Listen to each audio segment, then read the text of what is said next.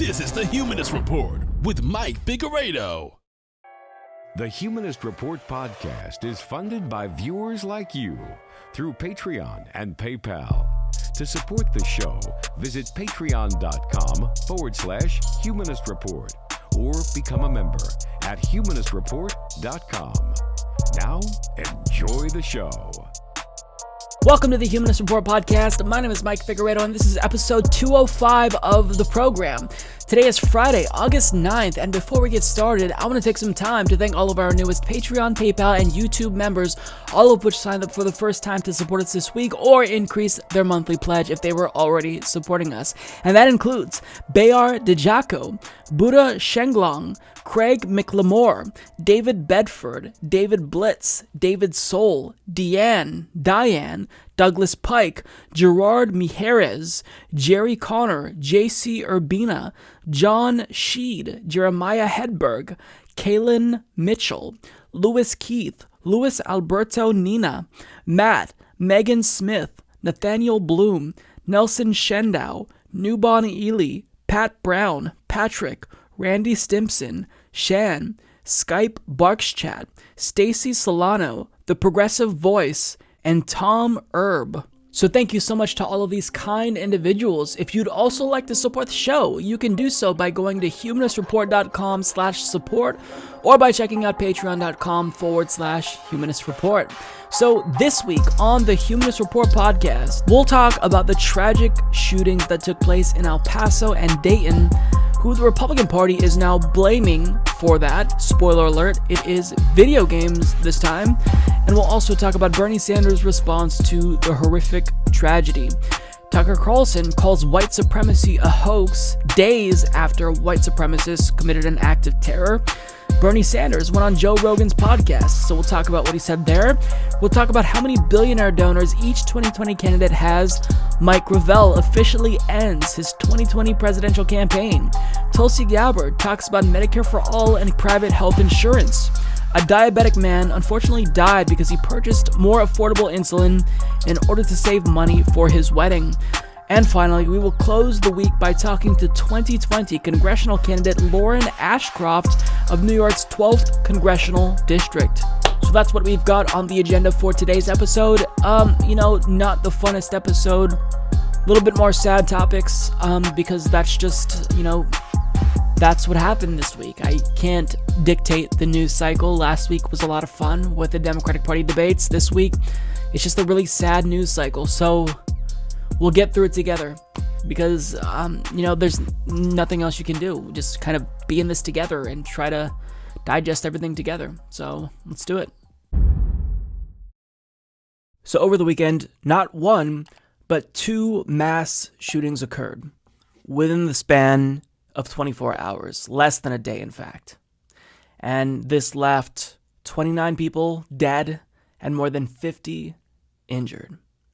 And I wish that I could say this is surprising, but unfortunately, mass shootings, they're a regular phenomenon in the United States of America, where we absolutely refuse to do anything about it, regardless of how frequent these things are becoming. Now, when it comes to the incidents, one of them, the one that occurred in El Paso, Texas, was in fact a white supremacist terror attack.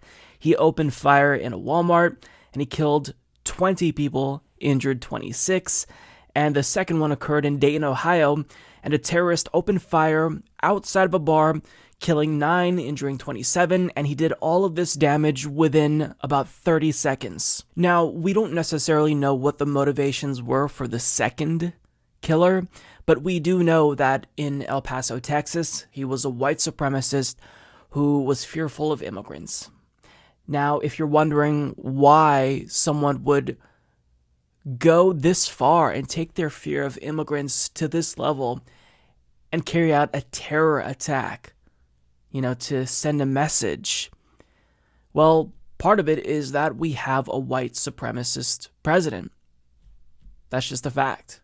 And as David Shanzer of The Guardian writes, Trump has launched his 2020 re-election campaign this summer by doubling down on the theme of racial and ethnic division and anti-immigrant hysteria. And as sure as the sun rises in the east, a mere month into this racially charged atmosphere, an extremist suspect fearful of Hispanics gaining political power in Texas, decided to go kill as many Hispanics as possible at an El Paso Walmart.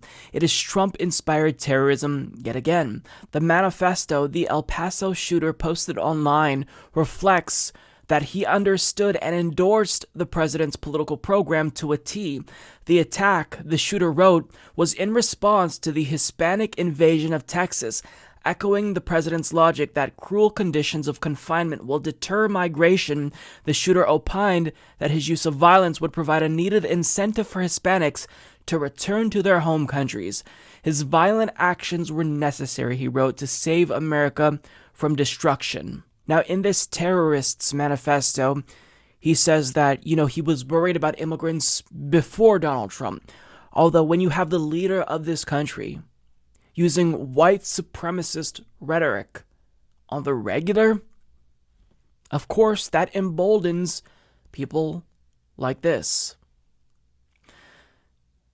Now, you can draw a link between Donald Trump's rhetoric and the rationale that this shooter used to carry out this attack. In fact, not too long ago, Donald Trump at a rally was using this invasion rhetoric, which was rhetoric used in the manifesto of this shooter. And listen to what one of Donald Trump's audience members shouted when he was talking about what we can do about immigrants. When you see these caravans starting out with 20,000 people, that's an invasion. I was badly criticized for using the word invasion. It's an invasion. But how do you stop these people? You can't. There's no... That's only in the panhandle you can get away with that statement.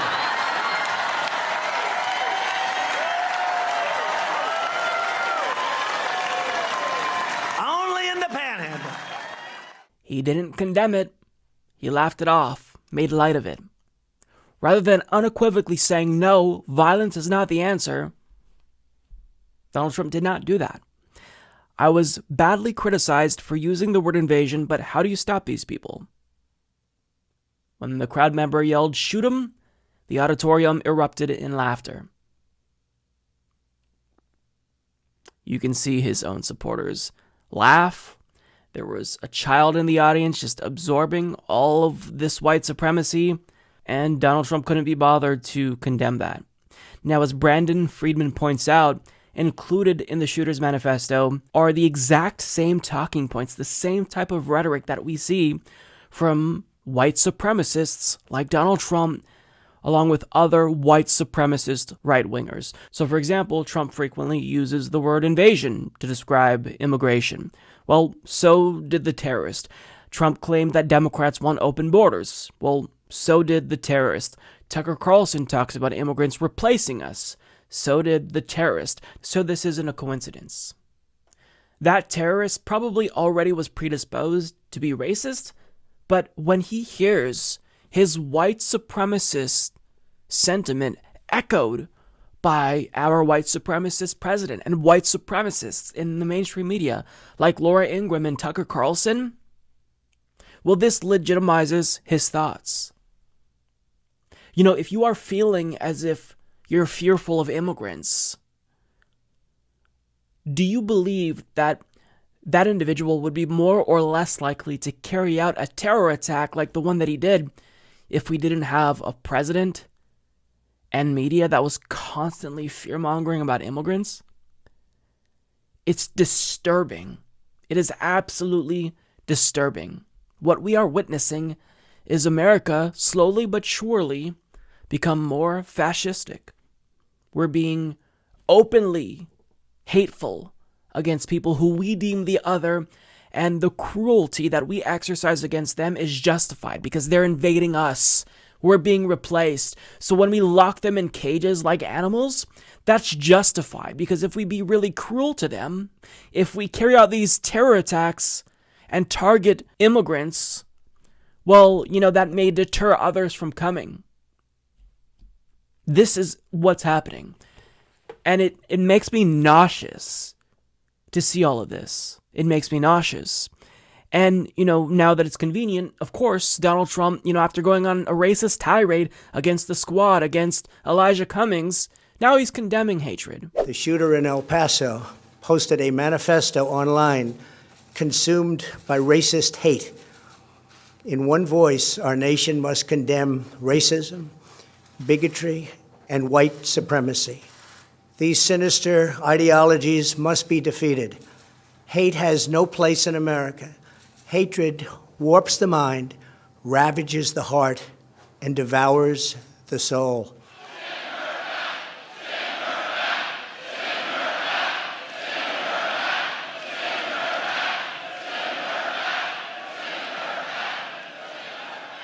So hate has no place in our country after he's been promoting racism and throwing red meat to the base, getting them fired up by targeting members of Congress who are minorities, telling them to go back to their countries when they're American citizens.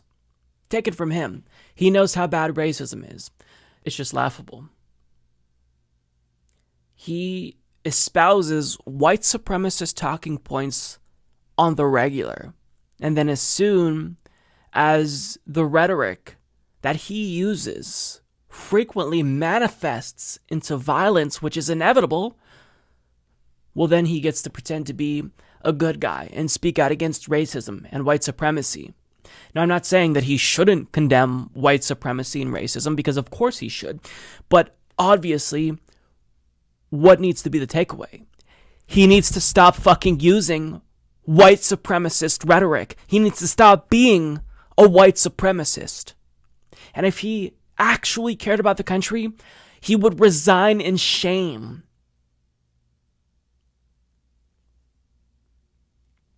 I mean, I don't know what to say anymore. I don't know what to say. The president is a white supremacist. He uses white supremacist talking points. Mainstream news, they fearmonger about immigrants, talk about how horrible the country is becoming because of immigrants. And then when these things happen, everyone acts like they're all shocked and acts like, this is just so appalling. Why would anybody do this? I wonder why somebody would do this. If you are just beaten over the head with, how horrible immigrants are and how they're invading the country, and how cruelty is justified because it's a form of deterrent, what do you think is going to happen? Now, predictably, everyone talks about thoughts and prayers, and there's probably not going to be any action because the NRA has the Republican Party in a chokehold, and every single Republican Party politician knows that their careers depend on maintaining the status quo, and they know that if they vote for anything short of pure gun anarchy, they will have an opponent in the next election that will be bankrolled by the NRA. So they know that they have to toe the line. They have to talk about, maybe it's mental health.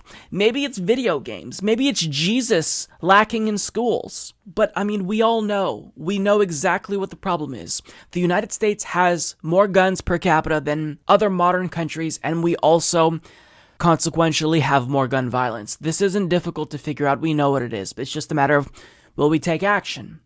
The answer is probably going to be no. And on top of that, we can't just talk about guns. We also really need to talk about white supremacy, because domestic terror attacks by right-wingers, they are disproportionately the cause of politically motivated violence in this country. They carry out the most terrorist attacks. So we have to have an open and honest conversation about white supremacy in this country, and we have to talk about that and guns simultaneously.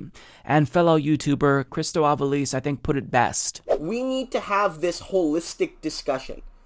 The discussion cannot just be about white supremacist terrorism or gun control. They have to be intertwined, because I think that's incredibly important. A discussion totally about white supremacist terrorism without talking about gun control doesn't remove a weapon from the people who want to do harm. Conversely, talking about gun control in a sanitized environment, aka all these individuals are shooting people, and we have to stop the individuals from shooting people, fails to recognize the deep context here. That's exactly it. We have to take white supremacy very seriously. So when we hear the president and a Fox News pundit using white supremacist language and talking points and rhetoric, we have to call it out, and we have to call it what it is. white supremacy. We can't beat around the bush. You have to name it and you have to shame it.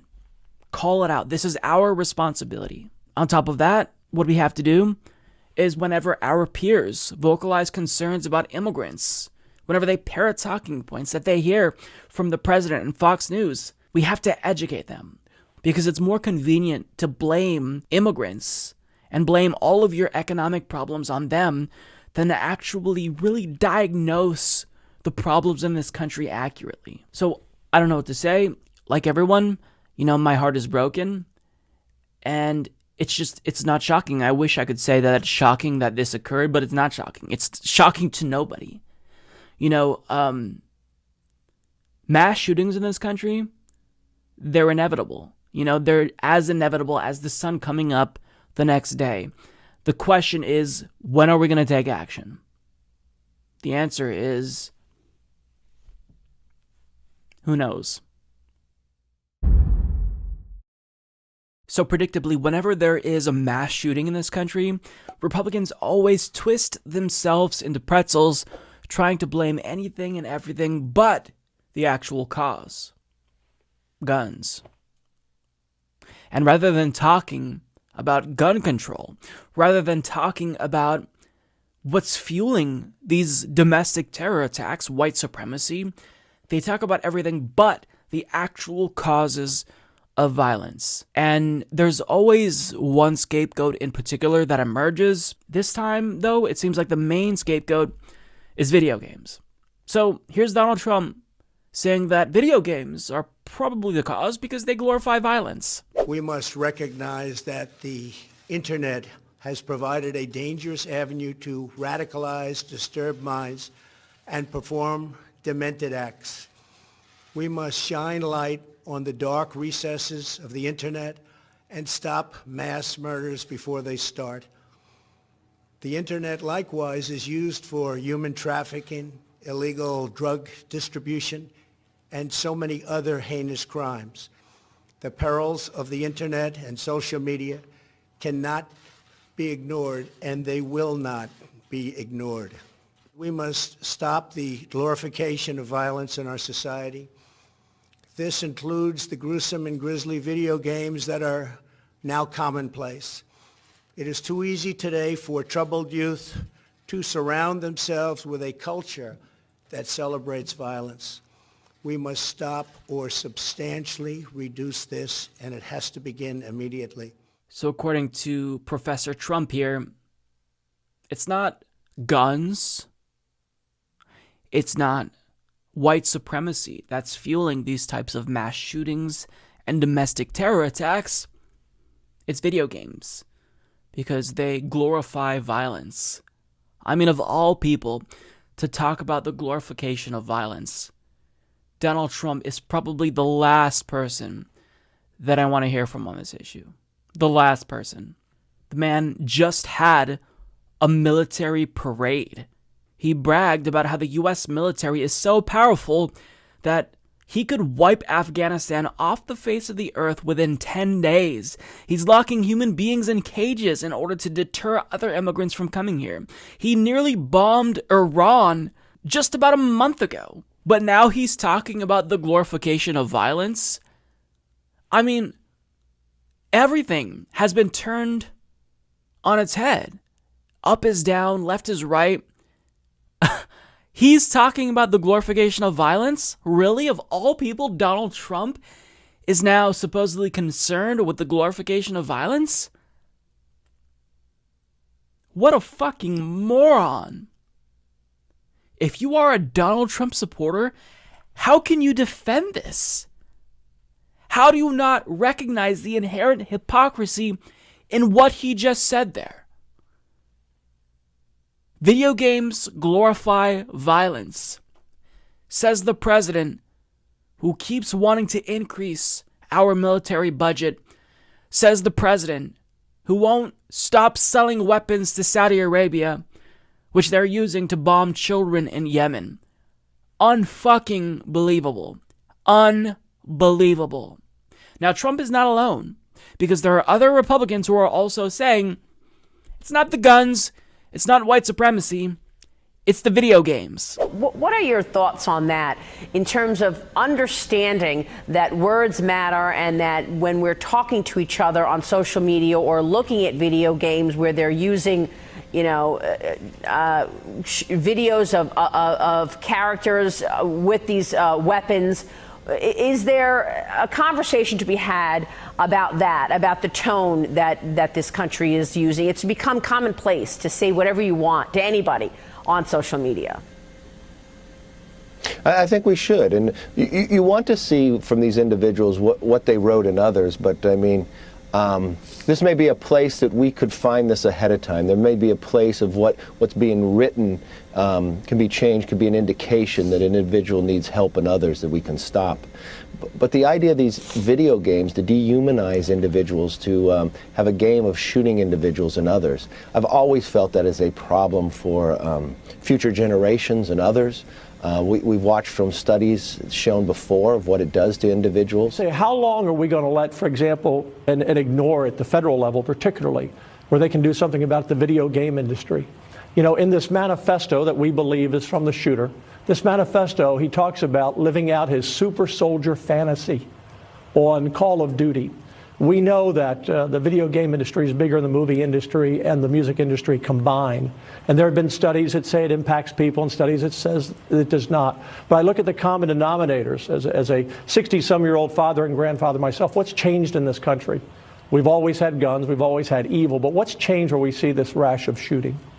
And I see a video game industry that teaches young people to kill. Now, that last guy who you heard from, he's actually the lieutenant governor of Texas, and another reason he's cited for these mass shootings and the frequency of them, perhaps it's due to a lack of prayer in schools.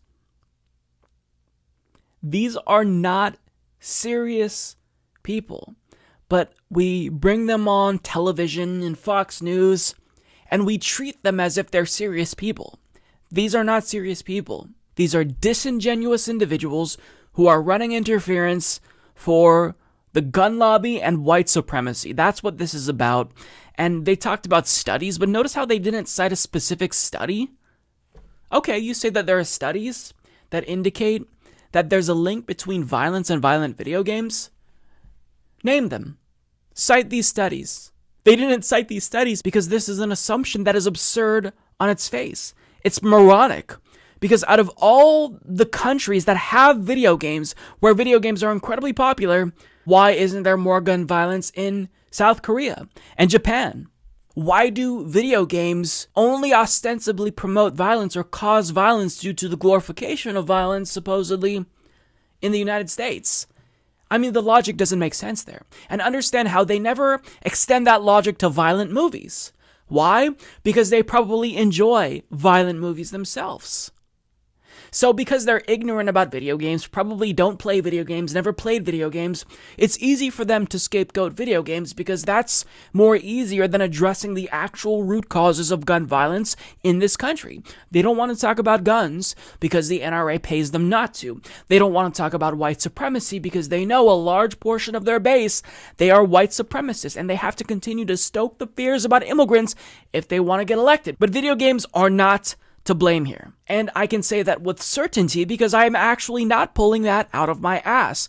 A study conducted by the University of Oxford found no link between violent video games and aggression in teenagers. Furthermore, a study by Professors Cunningham, Engelslaughter, and Ward found that video games may actually reduce crime, and that wider availability of video games is actually correlated with less crime. Because it's almost like having a hobby, having something that makes you happy, makes you less likely to commit crime.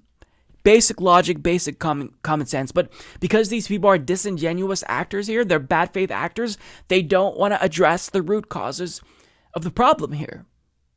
They refuse to talk about guns. They refuse to talk about white supremacy. So let's talk about everything else. Let's talk about how banning prayer in schools is, part of the problem. And that led to mass shootings. These are not serious people. These are not the grown-ups in the room. In an interview with Jake Tapper on CNN, Bernie Sanders reacted to both of the mass shootings that occurred over the weekend, And I want to play what he has to say, because in times like this, this is where we especially rely on leaders and leadership. This is where, we're supposed to hear from people who tell us what we need to hear and what we want to hear at times like this, things that are comforting to hear. So I think that that's important psychologically for all of us, because it helps us to recover faster, and it gives us a little bit of a focal point. What should we be focusing on? And that's why I'm going to let you hear from Bernie, because I think that he says things that a leader should be saying in a time like this. You tweeted just a few minutes ago, quote, "Mr. President, stop your racist, hateful, and anti-immigrant rhetoric. Your language creates a climate which emboldens violent extremists." Could you elaborate on more what you mean by that tweet?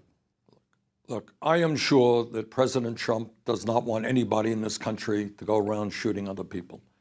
But what he has got to understand is that when you have language that is racist, that is virulently anti-immigrant, there are mentally unstable people in this country who see that as a sign to do terrible, terrible things.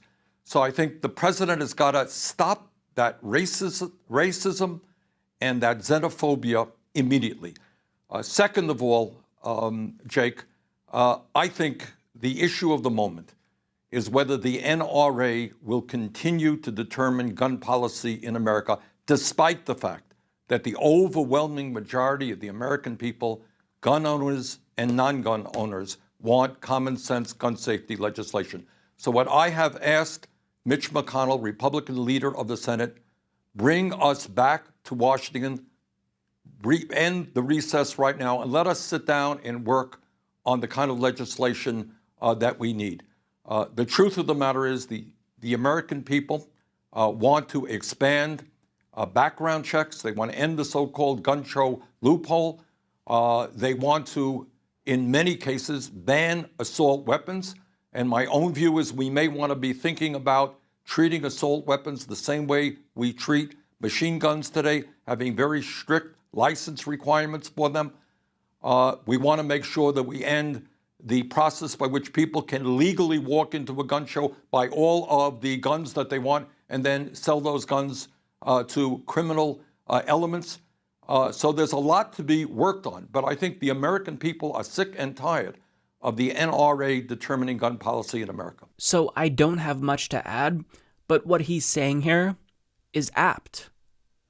Donald Trump, I don't believe that he wants people to do these types of domestic terror attacks, but what he doesn't realize, or maybe he does realize and just doesn't care, is that by using that rhetoric, by constantly, fanning the flames against immigrants, that's a direct consequence. You can't have it both ways. You can't continue to use white supremacist rhetoric and not expect instances of violence to occur with a greater frequency. You just can't. But Donald Trump does not care because he's a white supremacist. So this all comes naturally. And also, let's be real, I think that this is to a degree a political calculation, because since he started his 2020 campaign, he really upped the ante when it comes to just being openly xenophobic and racist. We've seen the attacks on Alexandria Ocasio-Cortez and Ilhan Omar. We've seen the attacks on Elijah Cummings. And, this is a result of that. Play stupid games, win stupid prizes. Unfortunately for Donald Trump, though, he's not the one who is coming out horribly. He may look bad when people, use his words as a jumping point to do horrible things, but it's the people who were affected by this who have to suffer.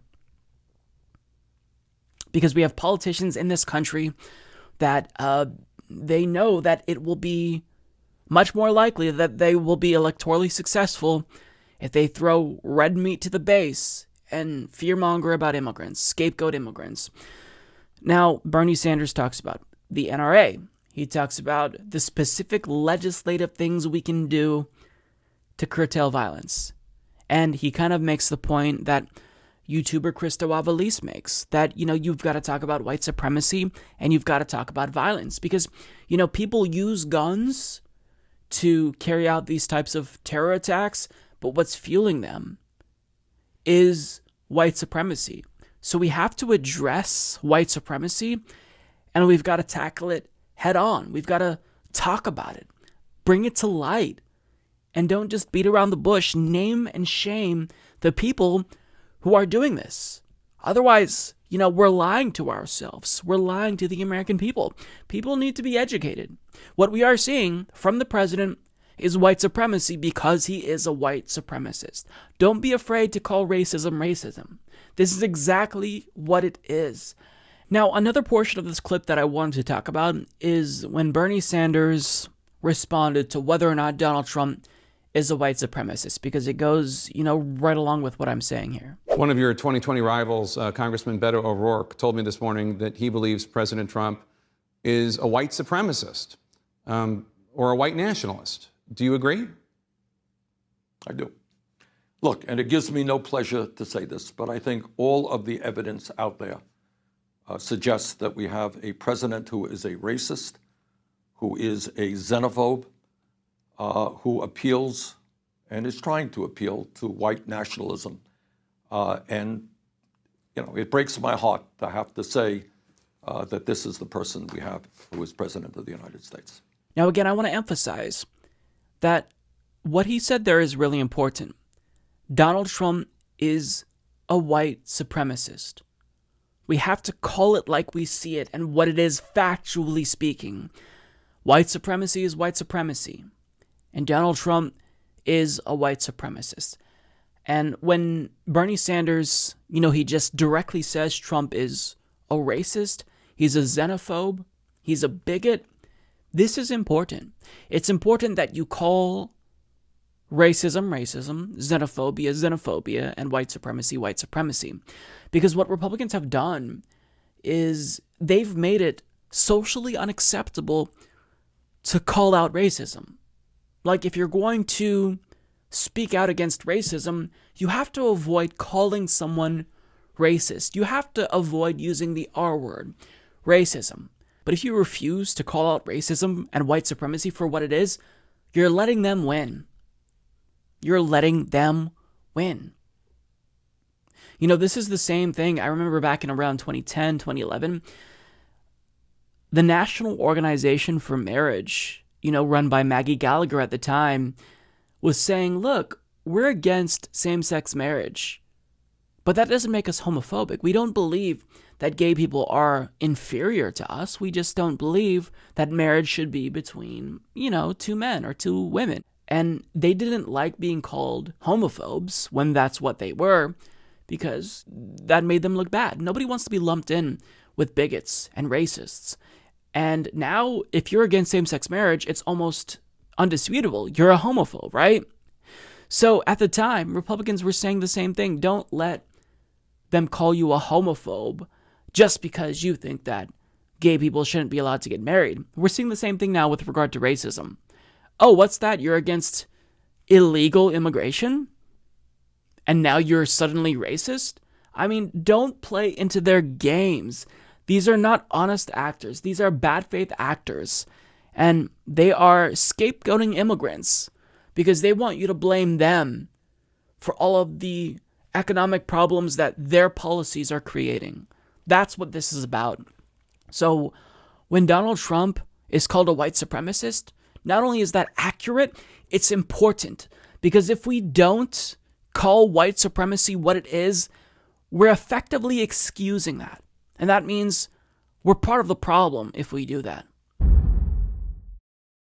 By the time most people see this, I'm sure that this will be really old news. I know that by now, most people who are political junkies who watch this podcast already know about this story, but I felt like I had to talk about it because this is the conclusion to one of the most fascinating chapters of the 2020 election cycle. And of course, I'm talking about Mike Gravel. So he qualified for the debate, but as we all know, still was not invited.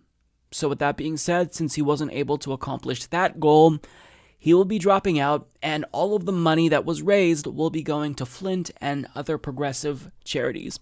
And I'll just say this, that Mike Gravel ran such a fantastic campaign, because even if he did not make it into the debates, I still think that him and the teens that were running his account and did a fantastic job still pushed the Overton window to the left in this election cycle. And I think that that's really important. So he dropped out, but upon dropping out, he decided to endorse someone who he thinks can get the job done. My name is Mike Gravel. I'm proud and honored to endorse Senator Bernie Sanders for the presidency of the United States. Bernie has a program that benefits all Americans, not just the 1%. He will be a great president for all Americans. We have a simple choice. We can have a democratic socialism of Bernie Sanders to benefit all Americans, or we can have Republican socialism, which benefits the 1% and leads us to a constant state of war. The choice is yours. Now, in response to that, Bernie Sanders tweeted, "Thank you, Senator Gravel. Together we will end forever wars, fight for an economy that works for all of us, and bring millions of people into the political process." So this is great. I'm really, thankful that he decided to endorse Bernie. And, I'm glad that he was in this election cycle, that he decided to run, because his platform that he released was by far the most progressive. I've said it multiple times on this program. Mike Gravel's platform is better than Bernie Sanders' platform. So that positive influence on the politicians in this race, it was absolutely necessary. And it's not like this is the worst election cycle either. Like, we actually have several fairly progressive options. Bernie Sanders, Tulsi Gabbard, Elizabeth Warren, Marianne Williamson.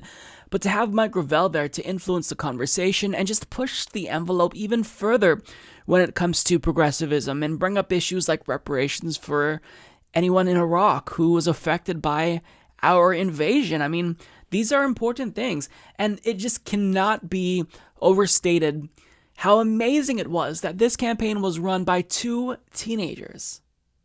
That is absolutely insane. And kudos to them. I expect nothing but good things to come out of them. And, 7 years, 6 years down the line, depending on how old they are, when they are old enough to run for Congress, I am absolutely excited about bringing them on my program to talk about their platform. Because if they can take Mike Gravel and, 1, convince him to run, and 2, get him to poll even higher than some of the establishment candidates, this is political talent that absolutely is going places. This isn't the last that we heard of them. So, it's sad. It's bittersweet, right? It's sad to see Mike Gravel go. I hope that he continues to tweet, and I hope that the teens continue to tweet on his behalf. But, I'm glad that he's still going to advocate for progressive policies and progressive politicians, and I'm absolutely thankful that he endorsed Bernie Sanders. This was the right move. Bernie Sanders is the real deal. And I think that it's only logical for him to endorse Bernie when we have a real shot this time of winning. We can actually do this. We actually can get someone in power in the executive who will bring about real change, democratic socialism, more social democracy, but still, to get us on that trajectory would be a game changer. It would literally not just change lives, but save lives.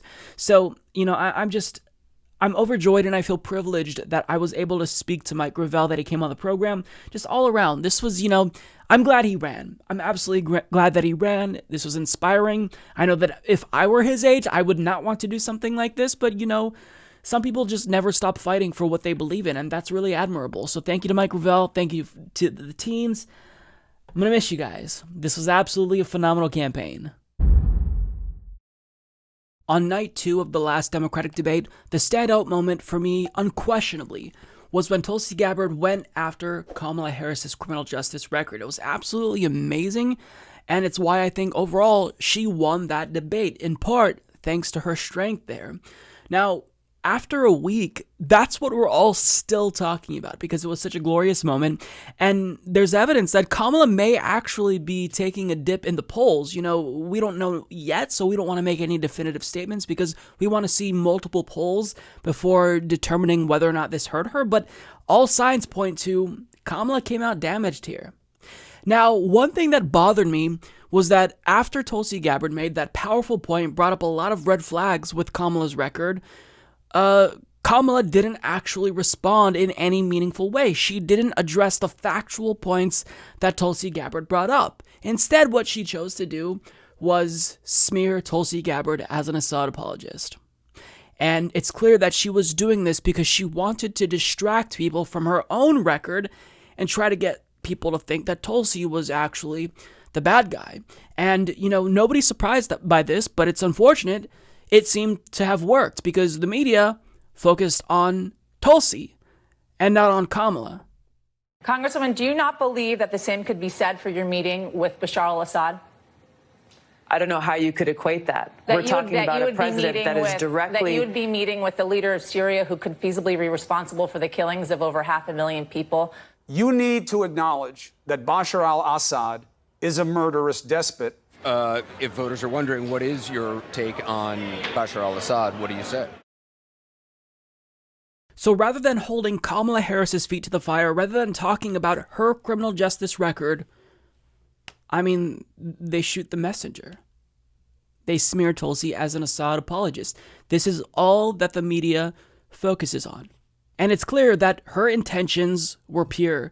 She went to Syria because she wanted to foster peace between the United States and Syria. And it's heartbreaking to see them be so disingenuous and give Kamala a pass when Tulsi brought up a lot of valid criticisms with Kamala's record. Now, Kyle Kalinske did a fantastic 20-plus minute long video breaking this down and why it really is egregious. And, he said pretty much everything that I wanted to say, but better. So I'll link you to that video and encourage you to watch it. Now, another highlight of the debate with Tulsi Gabbard was when she brought up how a fatal flaw with Kamala Harris's pseudo Medicare for All plan was that, it was being championed by Kathleen Sebelius, who works in the Medicare Advantage industry. And that got less attention, but it was also really great. Now, Tulsi Gabbard was also asked about her stance on private insurance, and this didn't get as much attention because most people who were so disgusted by the smears of Tulsi Gabbard as an Assad apologist were focused more on that. But something Tulsi Gabbard said in this interview that kind of blew up afterwards, it actually did give progressives pause, progressives such as myself, because she said something about private insurance that was a little bit worrying to me. And I almost hesitate to bring this up because I don't want to pile on. It's frustrating. I get why there are so many people who are hypersensitive to any and all criticisms of Tulsi Gabbard. It's because she is oftentimes the target of bad faith smears.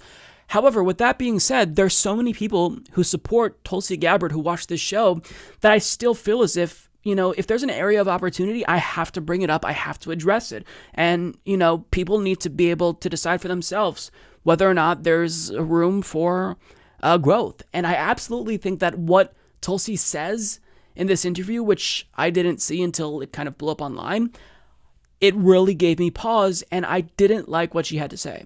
So we're going to watch it, and then I'll let you decide for yourself, but then I'm going to tell you why I absolutely take issue with what Tulsi Gabbard said here. In terms of healthcare, where are you on the spectrum of, We've been hearing a lot about that. Yes, Medicare for all Yeah. or improve Obamacare. Yeah. Where are you? Well, first, let me just say our objective has to and must be making sure that no person, no American who is sick in this country should go without care because they can't afford it.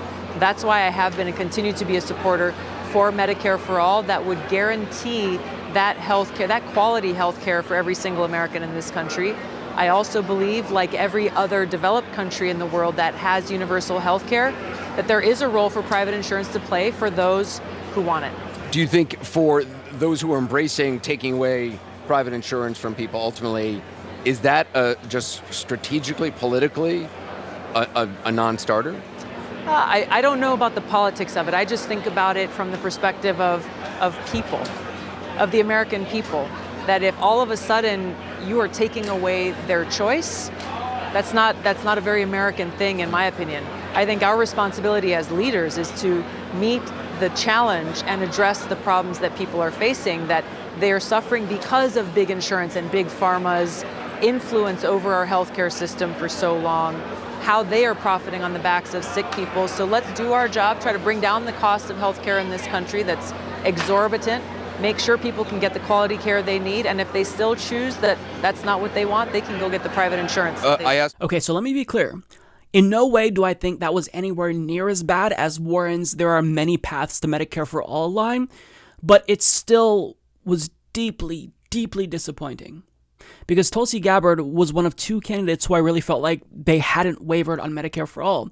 And I don't know that she's wavering here. I think that really we need more clarification. But what she said there absolutely worried me, because I want someone who's going to get in there and just crack skulls and make these private insurance companies deathly afraid. But that's not what we got there. So we'll talk about the good thing. First, she affirmed support for Medicare for all. But then she says, I also believe, like every other developed country in the world that has universal healthcare, that there is a role for private insurance to play for those who want it. Now, that's true. There is private insurance in other countries. So, for example, the UK, they have a national health system, right? That means publicly ran hospitals. But still, there's about a 10% private market in the UK. So that's true.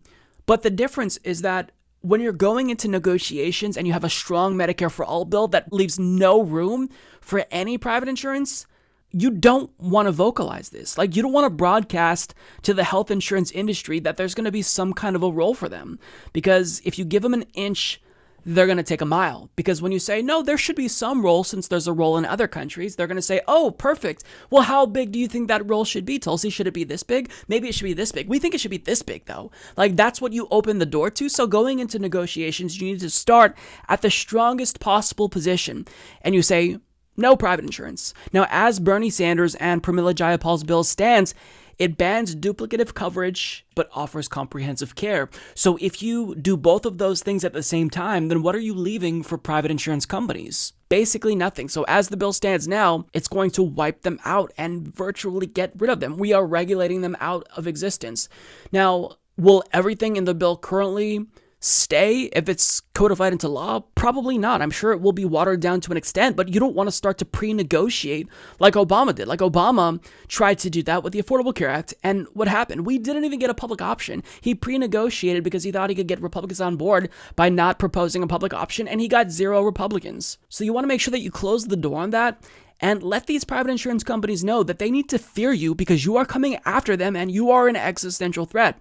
Now look, I know that Tulsi Gabbard knows about how corrosive this for-profit motive is because she called out that for-profit motive at that debate. You know, she talked about how Kamala's bill was bad because it was endorsed by Kathleen Sebelius, who was part of the, Medicare Advantage vulture, supplement healthcare industry. It's just awful. It's a ripoff. So, I'm not going to be too down on Tulsi there because she has been consistent in denouncing for-profit motives here with regard to healthcare and calling out that, for-profit motive.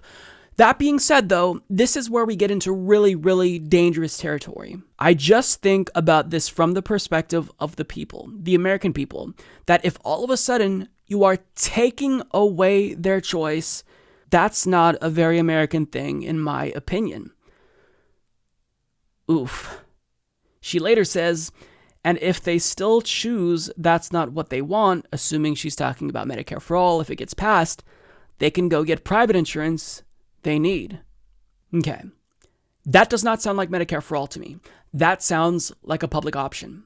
And by saying that Medicare for all, in only having that and not allowing private is, quote, taking away choice, that is a horrible thing that a proponent of Medicare for all could say.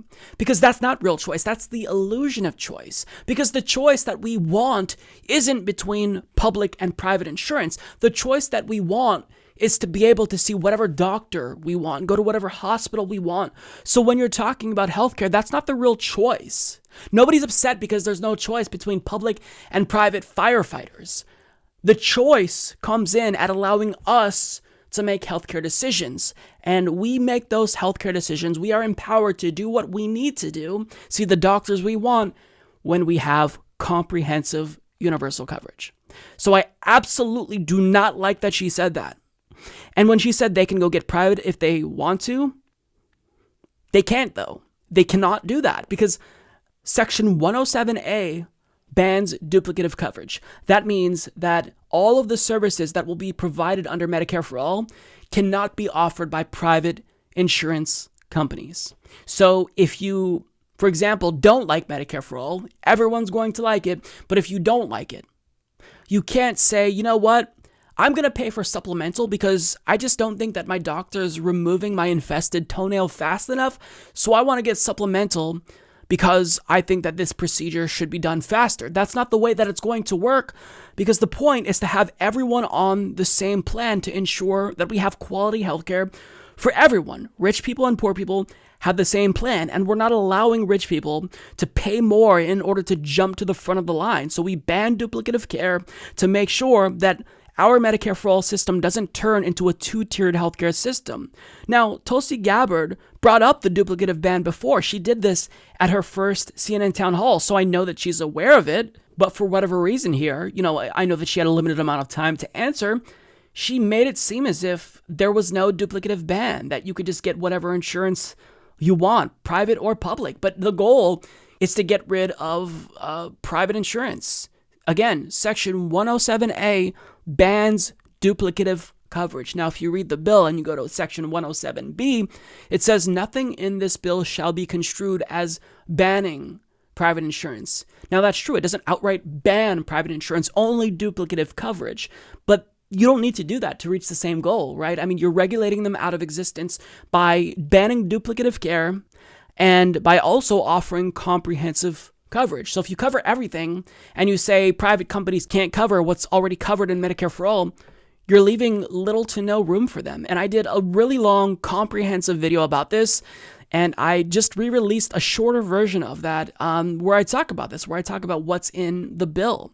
And, this is a good thing. We want to make sure that we make that role for private insurance non-existent. We want them to go out of business. And sure, we want a just transition so people working in the healthcare industry, they don't lose their jobs and have nothing. We want to help these people. So we want a just transition. We're not trying to hurt people. We're trying to help people. But the goal is to get rid of private insurance companies. That's what Medicare for All is designed to do. And nobody's talking about banning all private insurance. It can still exist. So technically, if there's something that Medicare for All leaves out, sure, a private insurance company can offer coverage for that, but the goal shouldn't be, okay, well, here you go, private company. This is one of the gaps in Medicare for All, so I'll let you take it from here. No, the goal should be, well, we improve Medicare for All so it's better. I mean, think about this. Medicare currently, as it stands, when you turn 65, you qualify for Medicare. However, there are gaps that have not been closed, and what happened? Insurance vultures, like Medicare Advantage companies, Kathleen Sebelius is part of that, they come in and they offer supplemental insurance. And people hate it. My mom just turned 65, and the other day she was telling me, I fucking hate Medicare Advantage. I hate it. I'm supposed to have Medicare. I'm supposed to have free healthcare now. Why am I still paying copays and deductibles? So the goal is to make it so that way we're not allowing this type of situation where these Medicare Advantage type of vultures can water down our Medicare for All system. We don't want a two-tiered Medicare or healthcare system. So it really pains me to see someone who's been a longtime advocate for Medicare for All suggest that if we eliminate that private insurance option, we're somehow taking away choice. That is completely a misrepresentation of what Medicare for All does. And really, if she's a true advocate for Medicare for All, I want her to be strong. You start off strong and you negotiate when you start talking about passing the bill, not now when you're telling them, I think there should be some role. No, there should be no role. Certain industries don't need that profit motive. In fact, the profit motive is detrimental, right? Because that creates a conflict of interest. If you put profit and incentivize profits in the healthcare industry, then that changes what healthcare means in America. People care more about profits. Industries care more about making money than serving people, than the delivery of healthcare. That's why we need to get private insurance out of our healthcare system. It's essential. Now, understand that I'm handling this with kid gloves because I get why people are hypersensitive to criticisms of Tulsi Gabbard. But let me say this. I like Tulsi Gabbard. So when I see her say something that I disagree with, this doesn't mean that I'm trying to smear her. This doesn't mean that I'm trying to, tear her down at the behest of Bernie or Elizabeth Warren. That's not what this is about. And we need to be adults and fight past the cognitive dissonance. Okay? Not every candidate is perfect. I've criticized Bernie on numerous occasions. I criticized him because he didn't speak out on Julian Assange's behalf, and I gave Tulsi Gabbard credit for speaking out. I criticized Bernie on reparations, on BDS. I criticized Bernie Sanders on Venezuela. We have to be able to acknowledge that every single politician will sometimes mess up, but that doesn't mean that we change our positions in order to align with the candidate that we support. That means that no, if a candidate kind of gets off course, we steer them back in the right direction because they are the ones who answer to us, not the other way around. So I understand that I'm going to get scolded for daring to criticize Tulsi Gabbard here. And if you disagree with my interpretation, that's fine. But as someone who is passionate about Medicare for All, as someone who has this as his number one issue, I care deeply about the details. And I want to make sure that whenever one of the candidates who I support talks about Medicare for All, they hit all the points that they need to hit, because we need the most robust healthcare system in the world, and that's what Medicare for All is going to do. We're not just trying to reach parity with Canada or the UK. I mean, sure, they're doing better than us now, but why are we just stopping there? We're trying to be a leader on healthcare because we can. We're the richest country on the planet. So there's no reason for us to water down our bill in order to preserve some type of role for private insurance companies. I mean, Adam Gaffney put it best. You don't want to allow for private insurance because if you do that, you have to carve out a space for them, which means you're watering down your own Medicare for All bill. So when I criticize Tulsi, I do it from a place of love. I do it as someone who supports her. So if you interpret that as a smear, some probably will, that's fine. But understand that if you truly support a candidate and you support Medicare for All and you want that candidate to do better, then you need to challenge them. Challenge them and make them do better. That's what this is about. And to be clear, I wouldn't say that this is her like backing away from Medicare for All because she said she supports Medicare for All. And look, she had about a minute to respond and then the conversation changed to the Assad smear, right? So I get it. You don't have a lot of time on these mainstream news outlets, but Tulsi absolutely, if she loves her progressive supporters, should clarify here and let us know where she stands when it comes to this issue. Because we called out Warren when she waffled on Medicare for All, and she waffled way, way more than Tulsi Gabbard. But guess what happened? After a lot of criticism, after months of us criticizing Warren, now she's saying the right things about Medicare for All.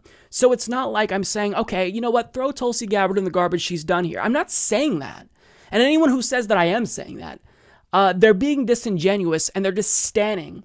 But what I am saying is, if a candidate does something that you disagree with, challenge them to do better.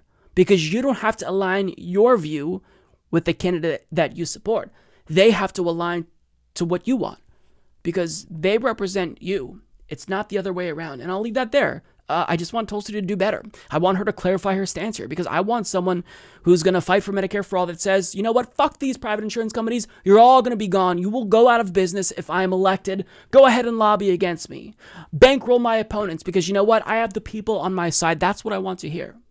And it's that simple. You can disagree with me. You can suggest that maybe I'm misinterpreting what Tulsi Gabbard is saying, but don't say that I'm trying to smear her because this comes from a good place, right? This is not me saying, oh, she's an Assad apologist because I don't want to address the merits of a particular argument she's making. This is me saying specifically, I want to see improvement with regard to this issue and this one minute detail of a very important issue.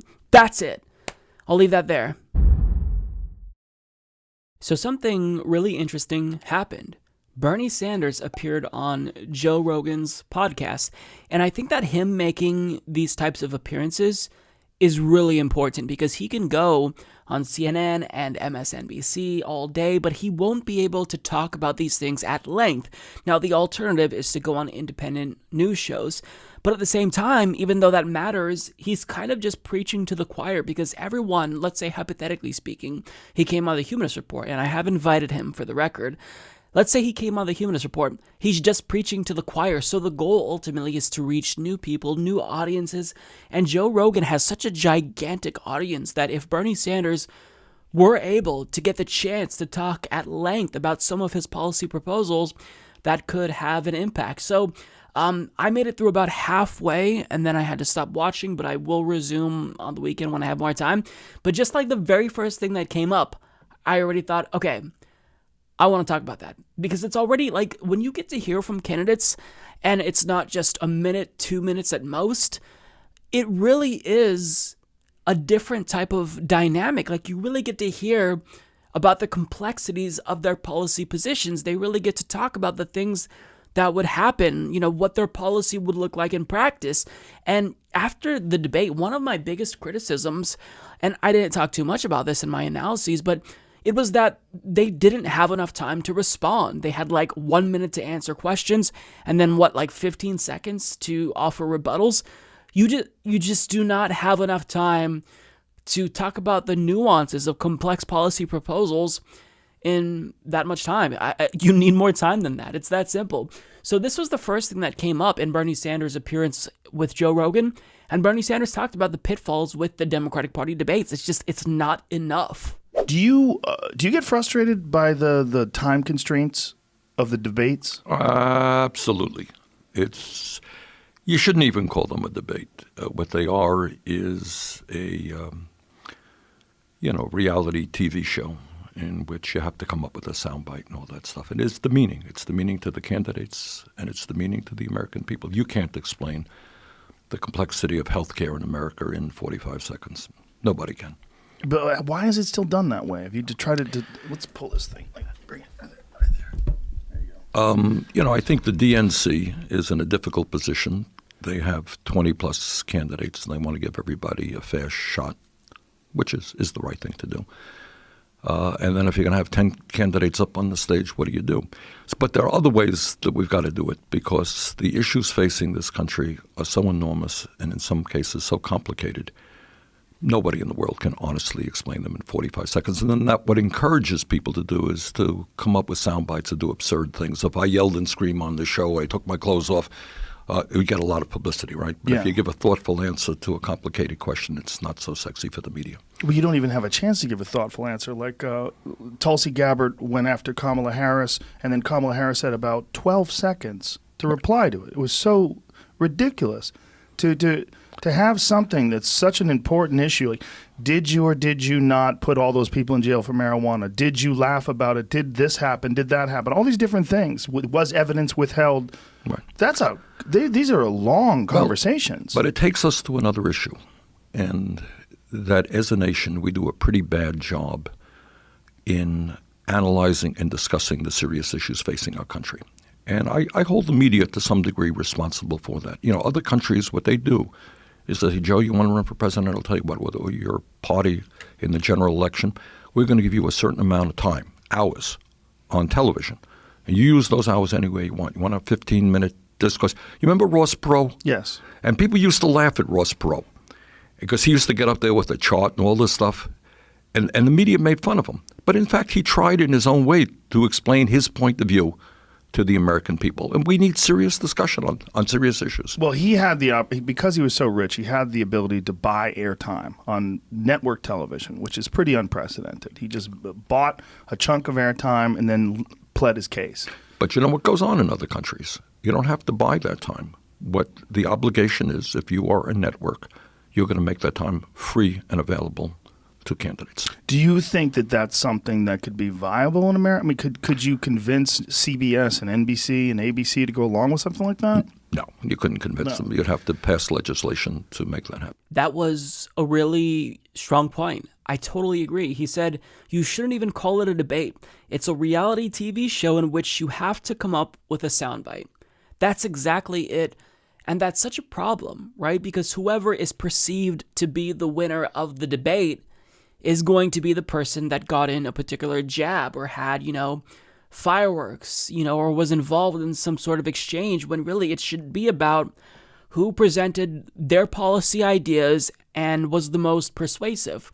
Now, you can't really analyze who won or lost in any other way but to say, oh, well, this person had the most memorable moments, so they win. They just don't have enough time to really go in depth, and you can't analyze it in any other way. So what politicians do in order to win these debates is they kind of craft their message in a way that can be reduced down to a 15 to 20 second soundbite. And even if that's exciting, for political junkies like myself who already know about the policy details, for someone who's watching who's not politically savvy, what are you learning? Like, what are you learning when you see that, right?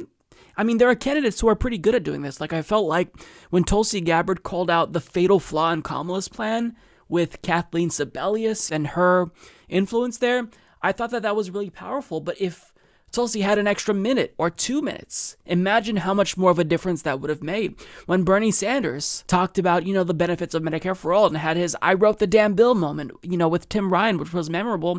Imagine if he actually had time, 10, 15 minutes, to talk about all of the benefits that will be provided under Medicare for All. So you just don't get that. And what we know about candidates, what we learn about these candidates for the most part, is, what we see from these really quick sound bites. So this kind of drives the discussion in a very reality TV focused type of way. And it's just not conducive to any nuanced conversation about politics, which is why I really enjoy these long form interviews with candidates, because this is when you really get to learn about these candidates, when they can really talk at length and listen to feedback and answer follow-up questions. This is what you need when they're not being rushed. And what Bernie Sanders said about candidates and them having guaranteed airtime was actually a really, really phenomenal point. And this is something that would absolutely help. It would incentivize these candidates to not craft a message that would be more appealing in a 20 or 30 second soundbite, but rather would give them the time to use a certain amount of airtime as they see fit. Now, back in 2008, Kerry Garcia actually made a really strong case for this and explained that this wouldn't just even the playing field and allow all types of different candidates equal space to compete, but it would also diminish the need for money in politics to an extent, because a lot of super PACs, what do they spend money on? They spend money on television advertisements. So if you mandated free airtime for every single candidate, legislatively speaking, so networks couldn't opt out of it, then what would that do? That would kind of curtail this over-reliance on super PACs, and it wouldn't allow special interests to monopolize discourse. Because, a candidate like Bernie Sanders can say, we need Medicare for All.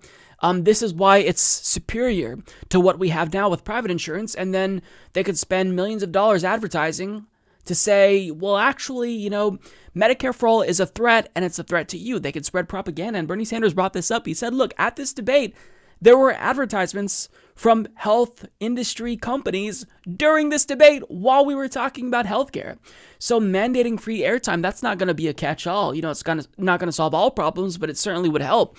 So overall, this was a really, really great interview based on what I've seen. Again, I've made it about halfway through, and Bernie Sanders was absolutely charming. I think that Joe Rogan actually did a good job at driving this conversation, and it really allowed Bernie Sanders to talk at length about his ideas.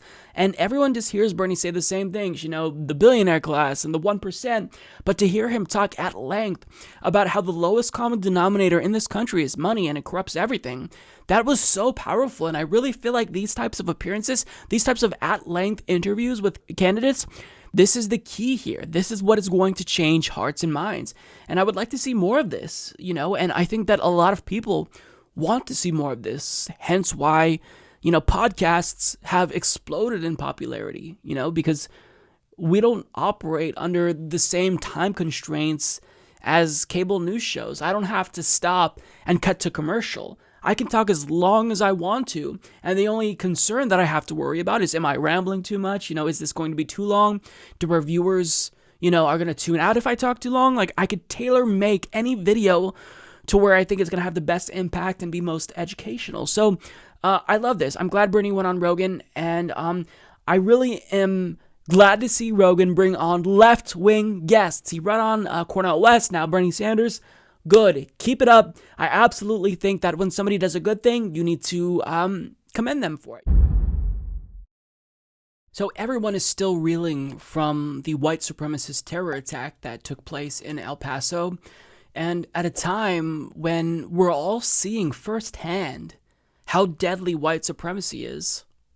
A white supremacist who goes on Fox News every single night and espouses anti-immigrant bigoted rhetoric is going to tell all of us that white supremacy isn't actually an issue. In fact, it's a hoax. And this, it's not surprising coming from a white supremacist like Tucker Carlson, but you'd think that he'd have a filter, right? You'd think that he would resort to more dog whistles because saying things like this, especially at a time when we're all paying attention to the threat that white supremacy poses, you would think he would just know better, right? But he has no shame. And in this segment, you're going to see him tell you why white supremacy is not a real issue. In fact, it's a hoax. This is disgusting. But the whole thing is a lie. If you were to assemble a list, a hierarchy of concerns, of problems this country faces, where would white supremacy be on the list? Right up there with Russia, probably.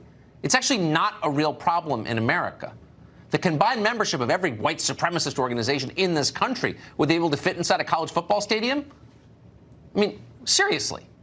This is a country where the average person is getting poorer, where the suicide rate is spiking. White supremacy, that's the problem. This is a hoax. Just like the Russia hoax. It's a conspiracy theory used to divide the country and keep a hold on power. That's exactly what's going on. That was disgusting. He's shameless. He is shameless. I mean, he knows his audience, though, right? He's telling Trump supporters exactly what they want to hear. But he's misinforming people, and it's gross. Here's what he says. If you were to establish a hierarchy of concerns, of problems this country faces, where would white supremacy be on the list? Pretty fucking high. Especially if you are the target of white supremacists. Did the El Paso shooting not demonstrate how deadly white supremacy is? It's not just that it's a small issue. It's deadly, dipshit. How do you not realize this? Because he's in a bubble. He's an elite. He's rich. And he has white privilege. And he probably wouldn't acknowledge that, but he doesn't care. He spends all day complaining about immigrants. Gets paid millions of dollars every single year to fearmonger about immigrants like Ilhan Omar, who are dangerous. And then he has the nerve to say that white supremacy isn't an issue. It's a hoax. During a week when there was a white supremacist terror attack and over 20 people were killed. Fucking gross. What a disgusting, morally reprehensible person Tucker Carlson is. He says it's actually not a real problem in America. Maybe it's not a real problem to you. He says white supremacy is a conspiracy theory used to divide the country and keep a hold on power. Now, white supremacy is absolutely a tool used to divide. But it's not the people who condemn white supremacy who are using it to be divisive. It's the president, who you stand for and do propaganda for, who is locking human beings in cages, who's using white supremacy to divide. When you fearmonger about immigrants like Ilhan Omar and say that they pose a danger to this country, that is white supremacy for purposes of sowing social discord. That's what's the problem. See, because you use white supremacy because it's really convenient to blame all of the country's economic and social and cultural issues on immigrants and people with no money and no power, especially if that means that you're protecting our capitalist overlords by getting everyone to turn their attention to people who aren't the real problem, who aren't causing problems, but it's a nice distraction, right? When you say, hey, immigrants are dangerous, that gets people to turn away as the capitalist overlords stab them in the back.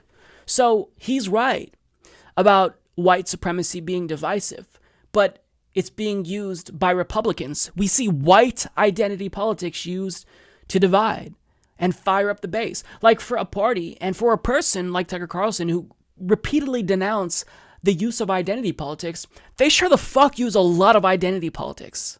A lot of identity politics. White identity politics.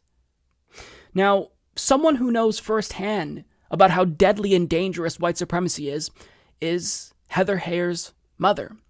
And for those of you who don't remember, Heather Heyer was tragically murdered by a white supremacist terrorist in 2017 at Charlottesville. Now, her mother responded to what Tucker Carlson had said there, and what she said was really poignant. Mr. Carlson lives in a studio, I suppose. His world revolves around a studio. Maybe he would like to visit some of the places where people have been injured by white supremacy before making such a statement. There are always people who want to cry hoax. It's both a comfort to them to think that the world is not as bad as it appears to be. It's also a way of distancing themselves from any of the responsibility for dealing with those evils in the world. So I would say he probably is well aware in his heart that that is not true, but it's easier to say it than it is to do something about it. 2 years ago, Susan, you lost your daughter, and so I just have two last questions for you. One, how can all Americans honor her?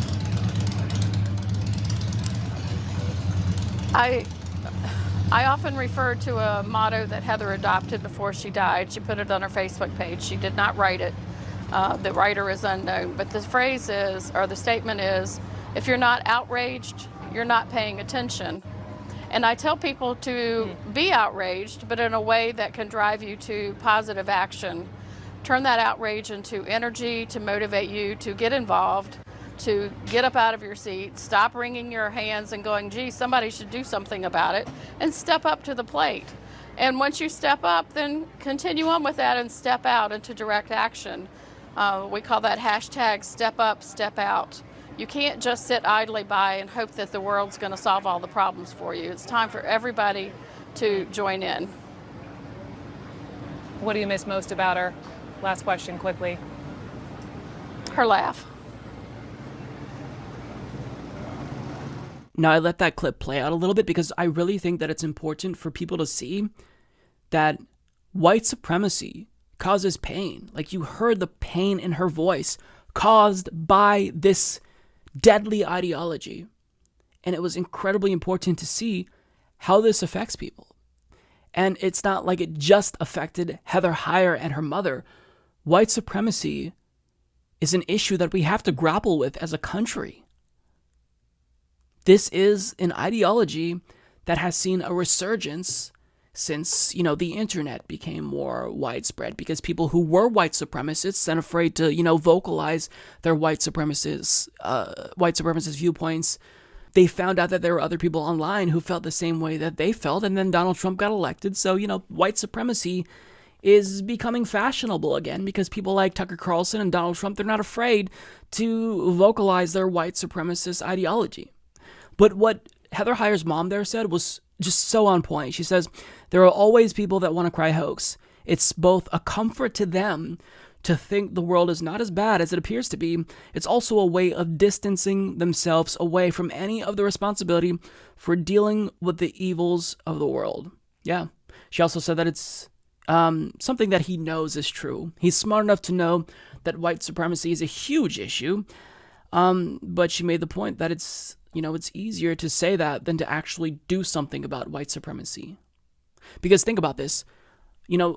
Tucker Carlson, if he denounced white supremacy, he would lose support. Donald Trump supporters tune in to hear him complain about how immigrants are ruining the country.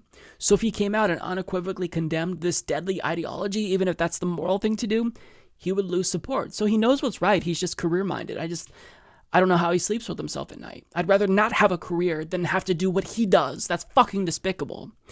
Now, I want to show you a list of Tucker Carlson's leading advertisers. I will link you to the full list down below. And look, if you purchase any of the products from these advertisers, why don't you give them a call and let them know what they're supporting? Tell them that they're advertising on a show that promotes white supremacy by a white supremacist. And, tell them that you don't want to spend your money on their products. And understand that these types of advertiser boycotts, they are rarely effective, because if they flee Tucker Carlson's show, which they have in the past, they come right back when nobody's looking. And then we put pressure on them when he says something stupid, a few months down the line, they flee and then they come back. So these are rarely useful. And Tucker Carlson has the habit of, not apologizing and always doubling down. So this is most likely not going to be effective, but I don't know what else to do. And before you say, oh, well, this is censorship if you want an advertiser boycott. No, this is freedom of speech. This is the way that freedom of speech works. I have the freedom to say, I am not going to use my money to buy products that advertise on a white supremacist television show. That's what freedom is about. I'm not trying to stifle speech by saying we should do an advertiser boycott of Tucker Carlson. I'm using my speech to speak out against speech that I don't like. That's the way that freedom of speech works. That's the way the marketplace of ideas works. So, I don't know what else to say about this. If you haven't gotten, the drift yet about Tucker Carlson, if you haven't figured out what's up with him, if you haven't picked up what he's putting down yet, I don't know what else he has to do. Does he have to put on a Klan hood and come out and say that he absolutely hates all minorities for you to realize what he's about? The man is a white supremacist, and now he's espousing dangerous rhetoric. He's saying white supremacy doesn't exist and it's a hoax. Well, no. He disproves the notion that white supremacy is a hoax because he goes on television every single day and espouses white supremacist ideology and rhetoric. He is proof that white supremacy is alive and very much is real. And it's something that we all need to combat and need to fight against and denounce unequivocally, because this is not just a dangerous ideology. This is a deadly ideology that we all need to condemn and fight to stop.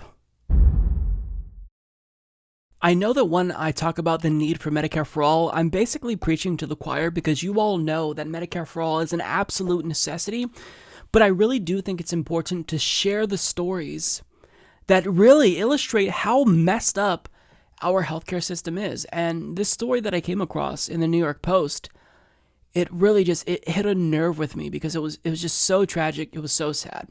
So this is from Hannah Frischberg of the New York Post, who explains, when Josh Wilkerson turned 26, he aged out of his stepfather's private health insurance and he was unable to afford his nearly $1,200 a month insulin. He began rationing his pricey prescription brand before a doctor recommended taking Relion, an over-the-counter brand sold for $25 a vial at Walmart. It didn't work for his body, his mom, Erin Wilson Weaver, tells the Post. Her son died June 14th, and she's still in mourning, but determined to advocate in his memory. Known as human insulin, Relion requires more time to become effective than the analog insulin that Wilkerson had previously been taking. But at 1/10 of the price, it was more affordable for the Northern Virginia dog kennel supervisor who was earning $16.50 an hour. When it comes to type 1 diabetes, people are facing unthinkable decisions between the cost of living and their very lives, Wilson Weaver writes in a post for a diabetes advocacy blog full of similar posts about those lost to type 1 diabetes after being unable to afford insulin. We figured, hey, it's $25, we can do that, and we'll just work with it and try to do the best we can, Wilkerson's fiancée, Rose Walters, 27, tells the Washington Post. Walters, also a type 1 diabetic, began using the cheaper insulin as well last winter. The pair also had to switch to an over-the-counter brand for their blood glucose meters to keep medical prices within their budget.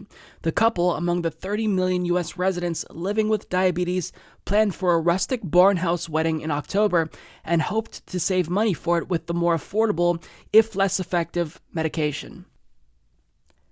I mean, if this story right here doesn't tell you how dysfunctional our healthcare and pharmacare system is, then what will?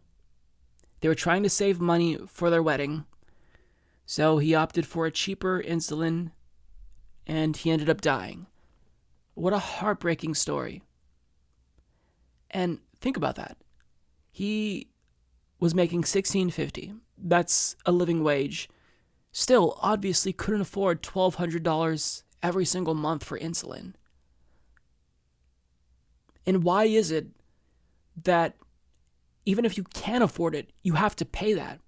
Because people who don't have diabetes, who don't need insulin, don't have to pay that. So why, because of something you can't control, should you be in the hole $1,200 every single month? It's unthinkable. So this was just such a heartbreaking story to read, and I just thought, how can you read stories like this and not be outraged, not want to take action? I mean, if you're a Republican lawmaker, how can you continue to turn a blind eye as people are cutting pills because they can't afford prescription drug prices? I mean, at what point do lawmakers say, let's do something just because I'm a human being and I want to minimize human suffering as much as possible? I don't get it. I don't get it. There are so many cold people in Congress who just couldn't care less about stories like this. I mean, you saw in Nevada, 4th Congressional District, Amy Vilela, her daughter died because we don't have Medicare for all. So she challenged the lawmaker who wouldn't co-sponsor Medicare for all legislation. She ultimately lost to someone else who is now talking about how we shouldn't do Medicare for all, Stephen Horsford. When are people going to make the moral choice that we are not going to allow private insurance companies and pharmaceutical companies to dictate what goes on in our country? When are we going to stand up once and for all and say, you don't get to rip people off? I mean, this is killing people. And it's not like these stories are so far-fetched. Everyone knows someone who's dealing with it. Everyone knows someone. We all know someone who had to do a GoFundMe to pay for a medical bill. I just had to do a GoFundMe for my niece. We did this a couple of months ago because she had a baby and she has insurance. But her baby was in the NICU for, 2 months. And they had to worry about medical bills that were piling up. They had to worry about, leaving work and whatnot, her and her partner. My friend Savage Joy of Real Progressives had to do a GoFundMe because she has insurance, but she's fighting with her insurance. I mean, at what point do we stop the madness? This is fucking insane. I mean, I don't know what to say, right? If you've watched any progressive YouTube show, Secular Talk, The Rational National, we've all said it. We've all said we need Medicare for all. So, I mean, what else do we say at this point? Our system is insane. People who need insulin should never have to worry about getting it. And I feel like the reason why this hits so close to home is because just this year, my nephew was diagnosed with diabetes and he requires insulin. And now I'm very, very aware of the cost of insulin, because it affects someone in my life very personally. And I was already aware of it. But, this can happen to anyone. So we need to make sure that we protect people. We use our tax dollars to stop murdering people in the Middle East and North Africa. And we actually put that money back into our country, back into our communities, to make sure that these types of things don't happen. Like, I never want to hear a story about how someone died because they didn't have health insurance or, they couldn't afford their prescription drugs. Or, I don't want to hear a story about how somebody had insurance, but they still couldn't pay for their deductible. So I think that as progressives and democratic socialists, we all know what we're looking for in candidates. We want those, bold progressive policy proposals, and we want them to be so bold and open about what they want to do to change the country and, really just remake the status quo, that people who are powerful, special interests, American oligarchs, openly are contemptful of that candidate. Because that's what really proves to us that the candidate is the real deal and they're fighting for us, right? Because back in 2008, I really felt like Obama was that change candidate like he said he was. But, a lot of us, I think, myself especially included, were naive. We didn't look at the financial contributions that he was taking from Wall Street. And I think that we all learned our lesson, and now we realize that, you can judge how progressive a candidate is by looking at how much they are hated by American oligarchs. Now, there is a report from Giacomo Tognini of Forbes who talks about how much billionaires love the 2020 Democratic Party primary candidates.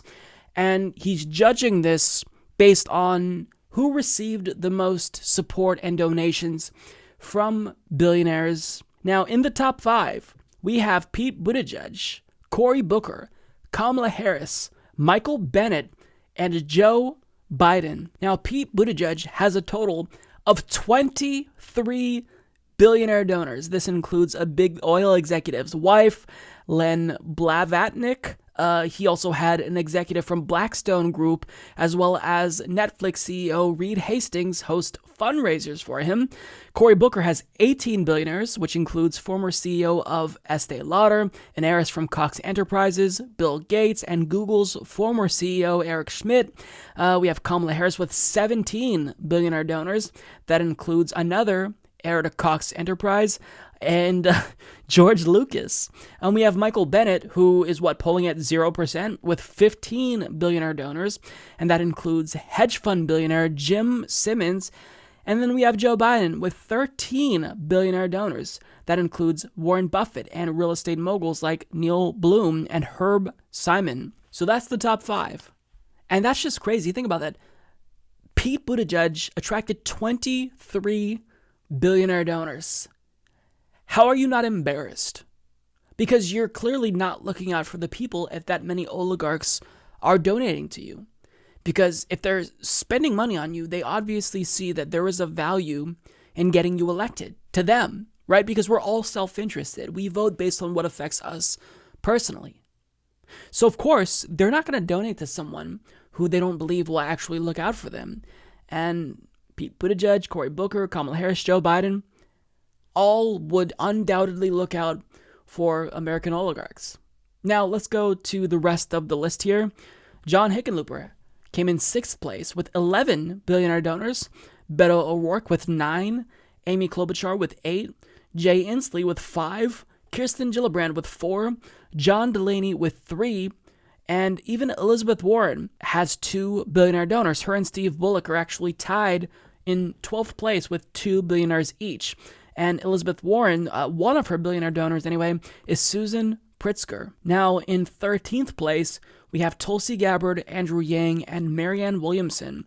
Now, Tulsi Gabbard and Andrew Yang both received a donation from Twitter CEO Jack Dorsey, and Marianne Williamson got money from Rebecca Poland. And let's get to the people who have 0 billionaire donors. There's only 4 candidates: Julian Castro, Bill de Blasio, Tim Ryan, and Bernie Sanders, all with 0 billionaire donors. Now, the most remarkable thing ever to me is that Bernie Sanders is a top-tier candidate. He has consistently polled in 2nd place. So the fact that he has 0 billionaire donors, do you want to know what that communicates to me? He's the real deal. I want to support the candidate who is hated by billionaires. That's what I want. I don't want someone who's going to assure them that the status quo won't change. I don't want someone who's going to tell us one thing and then do something else behind closed doors. I want someone who openly says, you know what, these billionaires, these American oligarchs can hate me, and I welcome their hate. That's what FDR said, and Bernie Sanders echoed that same sentiment in 2016, and he's basically saying the same thing again in 2020, because he's being antagonistic on purpose towards the billionaire class. He's saying, this is paid for by you, not the billionaires. And it's because we don't need to be winning over billionaires. If you are a billionaire, then by definition, you are an immoral person. I truly believe that. And maybe people think that I'm too extreme. Fine. But that's my opinion. If you have $1 billion, you are a greedy, immoral person, and you are hoarding your wealth. So what do? Of course, we want to raise taxes, and people like Bill Gates can say, look, I want the government to raise my taxes. But you're still hanging on to that wealth. Donate it. Give that money to progressive causes. Let's say, hypothetically speaking, I was a billionaire, and the government wanted to give me a bunch of tax breaks. What would I do with that money? Basically, I'd probably give away almost all of it, but I would certainly keep a portion to do pro-Medicare for all advertisements. I'd flood the airwaves with that, to counter some of the propaganda we see from the pharmaceutical industry. But how many billionaires are actually doing this? When there are so many people who are struggling to put food on the table, living paycheck to paycheck, I just don't know how people can live with themselves if they have that much money, if you're hoarding that much wealth. If you're making $10 million a year and you're still worried about your own taxes. Jesus, money is a drug. like you get it and you just want more of it. It's addictive, right? This is what capitalism incentivizes. It corrupts institutions and it corrupts people. This is why I've become extremely anti-capitalist, because this is what capitalism does. It pits us against one another and makes it so that way all we care about is profits over people, and we're willing to betray our own family members if, money is brought into the equation. And not everyone is like this. Of course, I'm generalizing, but we shouldn't have that incentive is what I want to communicate. You shouldn't have to worry so much about money that you stop talking to your brother if he forgets to pay you back the $20 that he borrowed from you. It's just, this isn't the way that life should be. It doesn't have to be this way. But I've kind of gotten a little bit off topic. But long story short, I'm glad that I support the candidate who has 0 donations from billionaires. Pete Buttigieg, Cory Booker, Kamala Harris, Joe Biden. These are absolutely corrupt frauds. And what these donations tell you is that if they get elected, do you think they're going to be beholden to you, or beholden to all of these billionaires and probably dozens and dozens, if not hundreds of millionaires donating to them?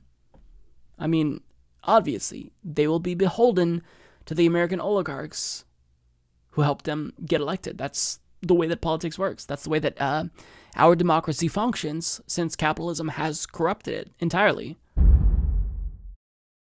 Hello, everyone. I'm here with Lauren Ashcraft, who is running in New York's 12th congressional district. Will she be the next superstar out of New York who is progressive? We'll find out. Lauren, thanks for coming on the program. Thank you so much for having me. It's a pleasure. I was really excited to hear about your campaign because your platform is absolutely robust. And one thing that I really love about all of these progressive candidates running is that you all have platforms that are like more fleshed out than a lot of presidential candidates, which I just find amazing. So we'll talk about your platform, but I want to just basically get to know you a little bit because you're running for Congress, and my question is why? And second of all, tell us a little bit about yourself, because your biography is fascinating. Like, for those of you who don't know, on her website, she kind of explains a little bit about herself and why she decided to run, but she'll tell us here. But I mean, you have a background, you were an exchange student in Germany.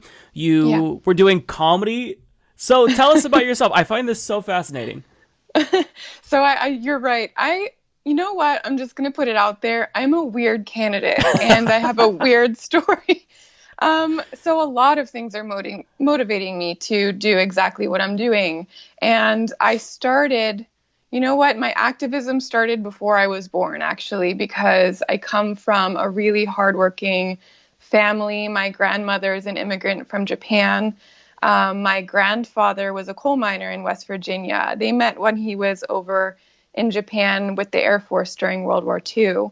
And in order to pay for, to feed the family whenever they were back, he got a job as a coal miner in his hometown in Mannington, West Virginia, and was unfortunately part of the Farmington mine disaster. He was a victim and died that day, and my grandmother was left with 3 young children to feed and had only my grandfather's very small work history, Social Security checks.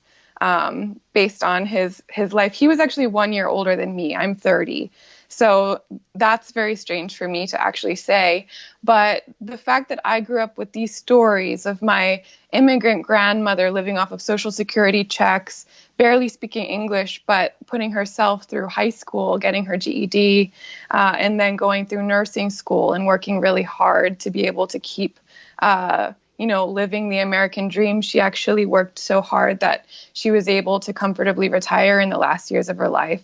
But with that said, one of the things that she was proudest of until her very last day is that she became an American. And whenever I hear of people at the border being put in cages for seeking a better life and coming to this country, that really strikes a chord with me.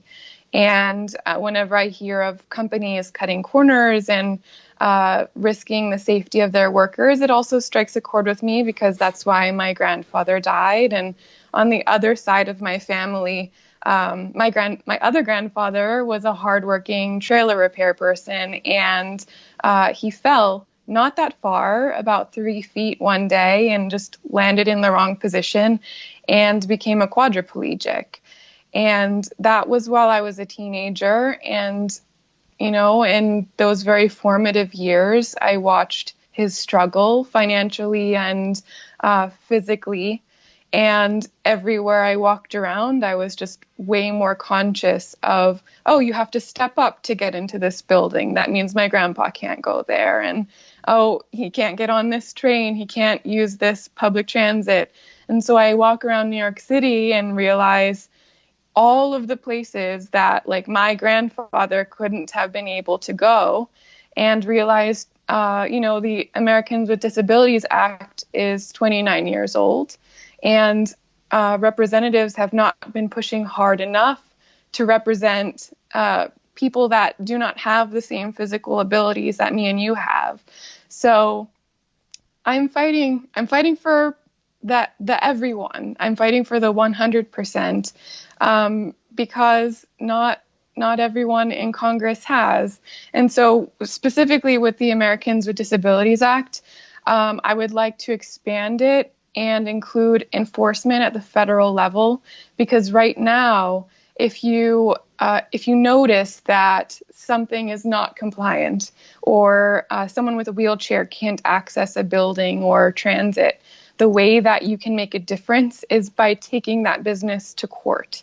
And so that time burden and financial burden and traveling to court, that burden is on the people taking that business to court. And it usually is the people with disabilities, because you and I may not walk around and necessarily think about how difficult it is for people to move around. So that is one part of my platform. Anyway, long story short, is my entire life and my family background, I have seen how regular, everyday people get ignored by representatives. And I am a New Yorker by choice. I spammed my resumes out here after I graduated from school. And whenever I moved out here, I also have been struggling, like everyone else, to pay for a not affordable rent, and wanted to get to know people in the community. So I signed up for a comedy class. And that is how I got into stand-up comedy. And it's how I met a lot of my dearest friends in the city. And I started producing my own shows, because the comedy community was actually plagued with its own Me Too movement, unfortunately.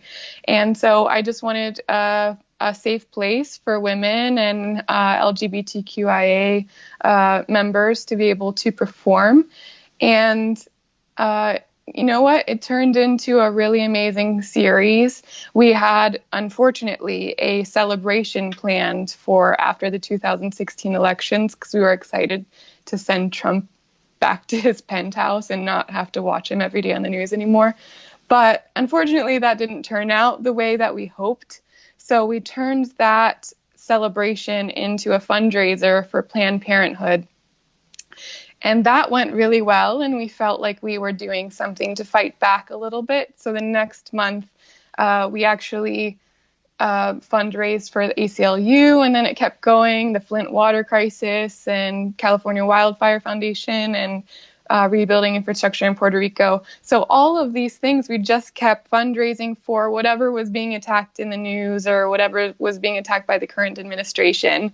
We felt like supporting that series is Collection Box Comedy, and it's still going on today. And it got me really into kind of this grassroots, literally underground movement in my district and fighting for the people.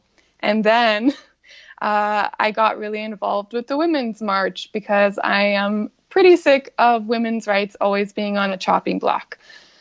And you know, this January, my worlds kind of collided, and I emceed that Women's March.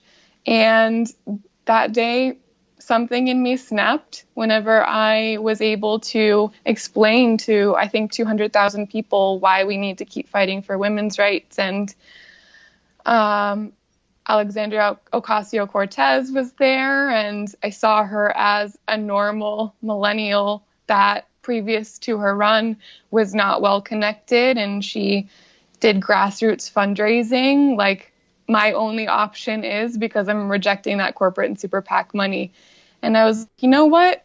she's a passionate millennial that's fighting really hard and making a huge difference. And I threw my hat in the ring. So here I am.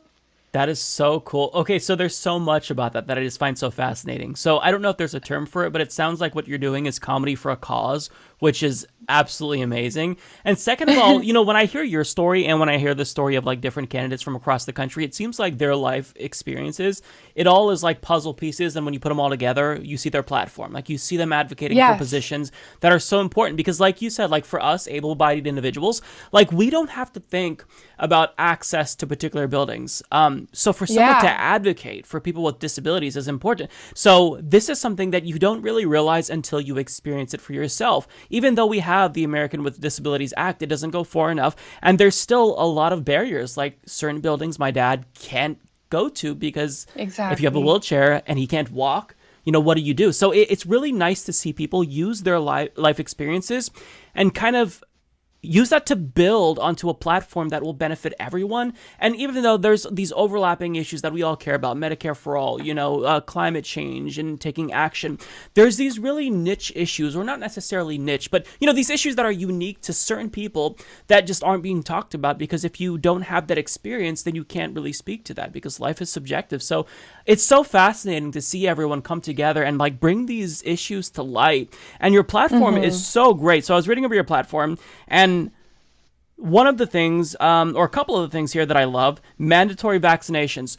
People don't talk about this enough. It's incredibly, incredibly important. And I know that it's controversial, but it's necessary and it's good for the species. You want to decriminalize sex work. Excellent. Never talked about enough. Legalization of marijuana.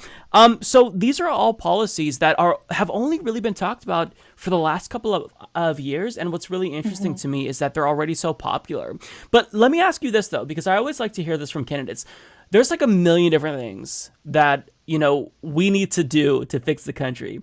So let's say, hypothetically speaking, you're elected. You defeat Carolyn Maloney. You have a blue district, so you would win if you were the nominee. What would you focus on? Like if you had to choose like 3 or so different issues, what would be your priority within that first year? Because you can't accomplish all of your agenda. So what do you think you would focus on? Yeah, so I would take the biggest swipe I can at this corporate PAC money in politics.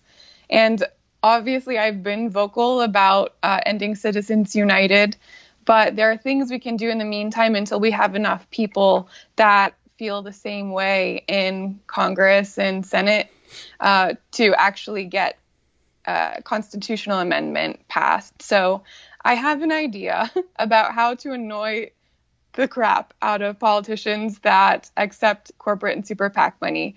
And there's ideas about democracy dollars and vouchers that you can use on elections. But I had this idea of on your federal tax returns, all you have to do is check a box and you get $100 that can be used for donating to federal campaigns. And then in order to accept that $100 for your campaign, you have to reject corporate and super PAC money. So for me, no big deal. I reject that and I don't have to ask you any further questions. Just use that $100 on me. Really easy. And you can do it the same way. You don't have to use a voucher or wait for it in the mail. It's literally just $100 that you get back in your checking account. And then that you can use that $100 on candidates. But if you are a candidate such as my opponent who accepts large amounts of corporate and super PAC money, then it's your burden to verify that $100 or whatever people are throwing your way contains none of that tax credit. So you have to add a question on your Act Blue. You have to call and ask people that send you checks. However you get that money, you have to verify that it's not that, because otherwise you have to give it all back. And, FEC compliance is a pretty serious thing. So basically, everyone gets $100 and we can annoy the crap out of politicians that accept corporate and super PAC money. I love that idea. And you want to know what's funny is we already kind of do something similar to that in Oregon, where we each get a $50 tax credit that we can write off every year to donate to a candidate. But I heard about this from AOC, who says that in certain areas, and this was back when she was a candidate when she came on my show, she said that there are certain areas in New York where you actually have a version of this where, you kind of get like a tax credit. So amazing. Do you know, has there been any like municipalities that have tried something similar to that to a degree of success? I know like New York City for city council, for example, actually has public funding, like matching. Oh. So that's great. And I'm also for something along those lines federally as well. But right now, the federal elections, there's so much corporate and super PAC money just being thrown into them. And in my opinion, that is the root cause of all these issues of why is our healthcare system so broken? Why can't we just move to single payer Medicare for all? Well, there's politicians sitting representing us that accept all this money from private health insurance lobbies and big pharmaceutical lobbies. And why is there such a pause in moving towards common sense gun legislation? Again, NRA and the gun lobby throwing money at politicians that I don't know how they sleep at night, to be honest. Yeah. So all of these problems, criminal justice reform, why is weed not legalized? Everything that you can think of that makes no sense that we haven't moved in that direction is stalled because of this money in politics. And I'm trying to think of a way that we can just annoy the politicians that still take it, because it's really our only priority should be people, not the profits of these companies, because they're going to profit. We don't need politicians in Congress making sure that their profit keeps growing. Yeah, I'm with you 100% there. And one thing that's so interesting about all of these campaigns, like yours included, is you're being principled and you're rejecting all corporate PAC money. This is just a people-powered campaign. But on the flip side, it's difficult because you are disadvantaging yourself. But money is so corrosive and corrupting that you have to reject that money in order to really prove to people that, you will represent them and not any special interest. So let me ask you this. What has been the response to people and constituents when, you've told them about the fact that you're not taking any money? What do they say to that? Does that really resonate with them? Because I feel like whenever I see a candidate who is not taking corporate money, my first thought is, okay, this is someone who's just principled. If they disagree with me on a policy issue, it's because of their, genuine feelings, not because they're being bankrolled by some corporate lobby, So what have people said when you told them about this? Well, I guess not really strange. It's not that unexpected, but we have been knocking on doors and phone banking, and I know that last election, a very small portion of the eligible voters showed up to the polls. And what we're finding out is that not a lot of people know who their representative is. And, I think it is time that someone who's just an average, everyday resident who struggles with the exact same things that everyone else does runs and represents the people, because that's what they deserve. And so I get to start from scratch with people that don't know who their congressional representative is and explain why I'm running and what I'm so passionate about changing, and that I am only taking influence from people because that's my only priority. So the reaction is that I get to start fresh with this whole new group of people. And that's really great. Like, I can only imagine that really leaves a strong impression. Now, speaking of impressions, assuming you win, you will probably be, the 5th or hopefully the 30th member of the squad. So everyone knows that, as soon as you win, there's going to be the Fox News segments. There's another socialist out of New York. So let me ask you this, because when you're in Congress, there's going to be a lot of forces that will come at you. You're inevitably going to face marginalization from your own party. There's going to be, that centrist corporate wing who will be trying to get you to shut up, basically, because you're making them look bad, because they're taking corporate money and you're not. And then there's also going to be, Fox News, the conservatives, who will basically just demonize you so much. So how do you deal with that when you're in Congress? I know this is difficult to think like, 2 to 3 steps ahead, but how do you stay true when there's going to be all these forces in your ear? Because, people are going to send you in really hoping that you're going to just come in swinging. So what do you do? And just from a psychological standpoint, when you have all of these people just screaming at you, you know, who are powerful, how do you think you, just from an individual standpoint, personally, can like stay true and thwart those forces, at least mentally, because that's the biggest hurdle, I think. That's actually a great question, and I can't say that it hasn't already started, but I will tell you why. I am so confident. So I'll tell you something, and I don't know if you noticed from my website or the articles that came out, but I also have a day job because I can't afford to not work right now. And you'll see a lot of other progressive candidates that are doing this two times full-time commitment in order to still pay for their rent and have health insurance while they're campaigning at night. And right now I'm a project manager. I work at a big bank, and I watch a spreadsheet that makes sure that they're following all the current banking regulations. And I'm running as a democratic socialist, and that's not necessarily the most popular not necessarily the most popular way to be in the banking sector, but here I am. I'm very public about it. I have a very public stance about wanting to reinstate the Glass-Steagall Act, which would happen to break up my employer. It's my personal position that that's the right thing to do. And I'm on record with you right now saying that.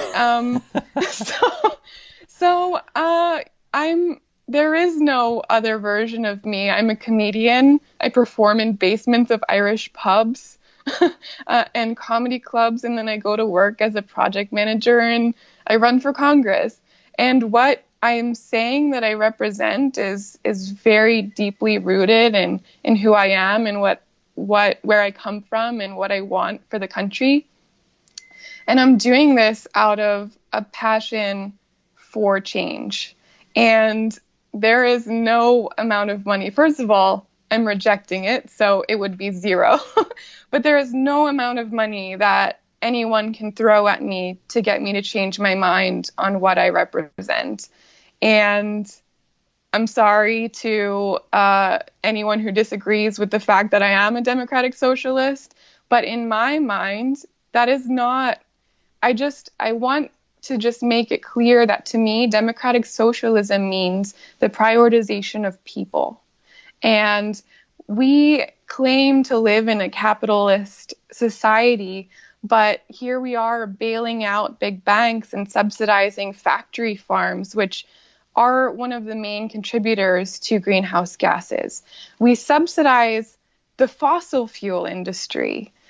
All of these industries that are continuing to decrease the health of our country and continue to break the things that we urgently need to fix.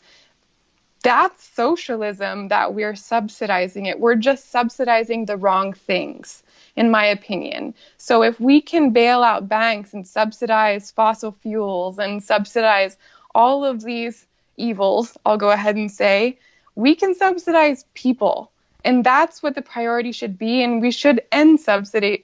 We should stop subsidizing things like fossil fuels because that's killing us, literally. Yeah. And I want single payer Medicare for all because I got a $500 bill for getting a biopsy the other week, and I wasn't going to not get it, but I am insured.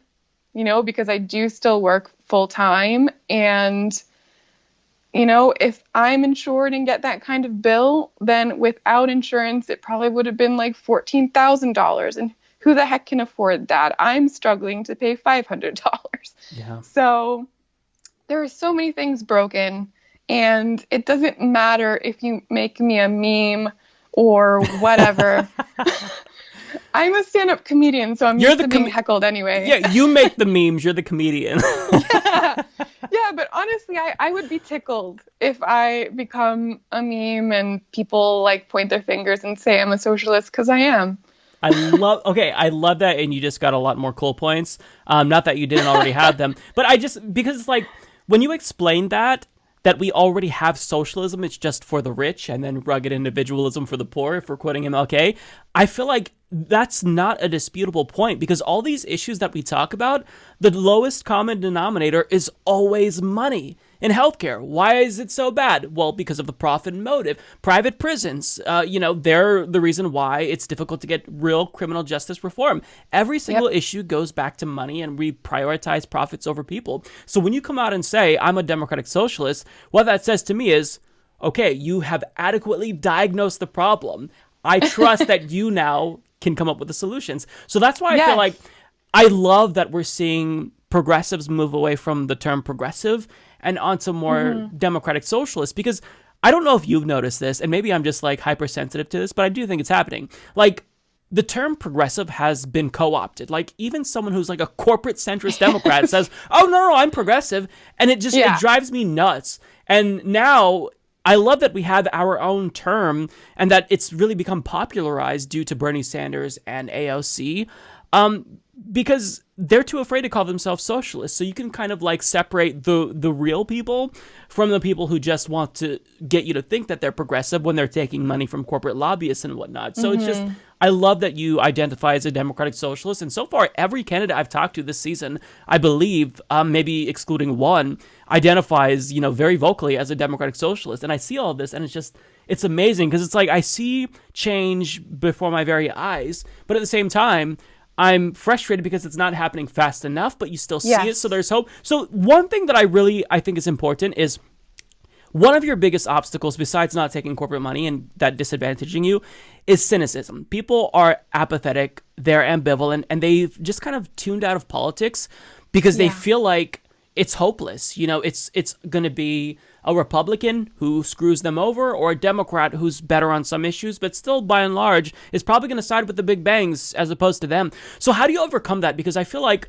one thing that a candidate has to do is get that voter motivated to come out and vote for them. So what have you seen, one, in terms of like cynicism, and two, have you come up with any strategies that you can share that have been, conducive to getting people excited to come out? I mean, we don't know yet because the primary hasn't taken place. But what do you think you can do to overcome that? Because I feel like it's such a huge issue, and I get why people are, not motivated. Yeah, I mean, I understand the cynicism, and I think in the last debate, was it Marianne who brought up, why would anyone in Flint vote for any of us, because we haven't helped them? So I get it, and I get why people in Flint wouldn't even be watching the Democratic debates, because they're worried about their children having lead poisoning and no one's there to help them. So the thing is, a lot of people have been ignored and they've slipped through the cracks, and representatives have not done a thing in order to change the situations and lift people up from poverty and from, everyday issues that people face that keep them struggling. And I get it. And it's up to people like me that, in my opinion, are running to change things and to actually represent everyone, to knock on every single door that we can and call every person and reach out and ask them what they're concerned about and make sure that we listen, because there are still, even you said our platforms are pretty comprehensive, but I'm learning about new struggles that people are facing in the district every day. So I want to know about those, and I will take them home with me and figure out a way to fight for people. So I just was at an event yesterday when someone told me that they went to a university in my district and they thought they had a scholarship, but it ended up being a scam. And they contacted our current representative and nothing came out of it. And so people are telling me everything that they've been struggling with and how representatives and city representatives, federal, state, have failed them. And I want to know everything because I actually want to make a difference, and not to put more profit into companies' hands, but I want to make a difference for people who've been ignored until now. And that's really important. And I wanted you to actually talk about Carolyn Maloney, because one other disadvantage that I think candidates like you have in running against someone who's relatively unknown nationally is that, people may think, well, I like Lauren, I like what she's saying, but there are other candidates who are running against the really big dogs. Like, you have Michaela Wilkes going against Steny Hoyer and Shahid Buttar going against Nancy Pelosi. So why is it that we need to get you in there as opposed to Carolyn Maloney? Why are you two different? So we're different because of everything that I represent and what I'm fighting for. And I do not take the corporate and super PAC money, and Carolyn Maloney takes a lot of it. And I really urge everyone to look, whenever they're voting or donating, look at who donates to the politicians. Do they need your money? Because a lot of them don't. And, we have a lot of differences. For example, I am for term limits, and that would also include term limits for myself. And I believe that we should be making sure that new energy and new ideas make it into Congress. And the longer that that people serve, the further and further away they get from the everyday issues that people face. And Carolyn Maloney has been in office since 1993, and a lot of people do feel very ignored by her. And I know that she does fight for women's rights, but one of the ways that I would like to make a huge difference for women's rights is to close the wage gap. And one way that I would like to do that is we as a campaign have come up with something called the Even the Playing Field Act. And that actually would require every single large employer, which we are putting at 250 and more employees, would have to state publicly a salary range for every single job advertisement. So a lot of the times, you and I, if we're applying to jobs, you spend a lot of time tweaking your resume and writing a cover letter, and then you apply and hope to hear back. A lot of times you just don't. But if you do, the inevitable question comes up, what are you expecting to get paid? And if you shoot too high, then you're out of luck. That's the end of the road, probably. And if you shoot too low, then you screwed yourself. And I want there to be full transparency, because I want to make sure that I'm not going to waste my time applying to a job that is way out of the range that I'm looking for. And I also want to make sure that no one else applying to the job would get paid a different range than me because of their gender, or, I don't want someone to get paid less because of their sexual orientation or race or religion or anything. So what you see in that range is what every single person would be able to be offered. And that is a real idea about how to close the wage gap. And I haven't heard creative things like that from her. And I do work in the banking sector, and the Glass-Steagall Act is something I would like to bring back in a modernized way. However, she was part of its repeal in 1999. So whenever you look at someone's donation history and who pays attention to them, it says a lot about who expects a return on their investment from them. And she does take corporate PAC money right now, and that begs a lot of questions, in my opinion. No, absolutely, and rightfully so. But let me just say this. For everyone watching, Lauren just proposed legislation, and she's not even in Congress yet. So, I mean, that says something. Like, we need people who are hungry and eager to fight. And I feel like you're just preaching to the choir. So let's let people know what we can do if we want to get you elected. How can we help if we're watching across the country and I don't live in New York 12? What can I do to support you? Can I phone bank? And tell us where we can donate as well. Yeah, so if you go to laurenashcraft.com, LaurenAshcraft.com, there's an unavoidable orange donate button, and we would love if you use it, because we are trying to get big money out of politics, and the only influence that I have is you. So it's really annoying, and I get it, but we need money to fight big money and to continue our uphill battle. So every donation makes a huge difference. We're looking to make some of our first hires. So that will help a lot of our very passionate volunteers out and help us move in the right direction. So thank you. Yeah, laurenashcraft.com. You can also, there's easy ways to reach out to me through the website as well. And if there's something that I have not advocated for or an issue that you aren't seeing raised, I would love to hear about it. So please do stay in touch with me. I check the email and donate if you can. Even small recurring donations make a huge difference in our campaign. Well, and thank you. And let me make a pitch, because I'm trying to really get people aware of the fact that you're part of a national movement. And this isn't just about New York 12. Like, I always use the example of Ilhan Omar. She just proposed full student loan debt cancellation.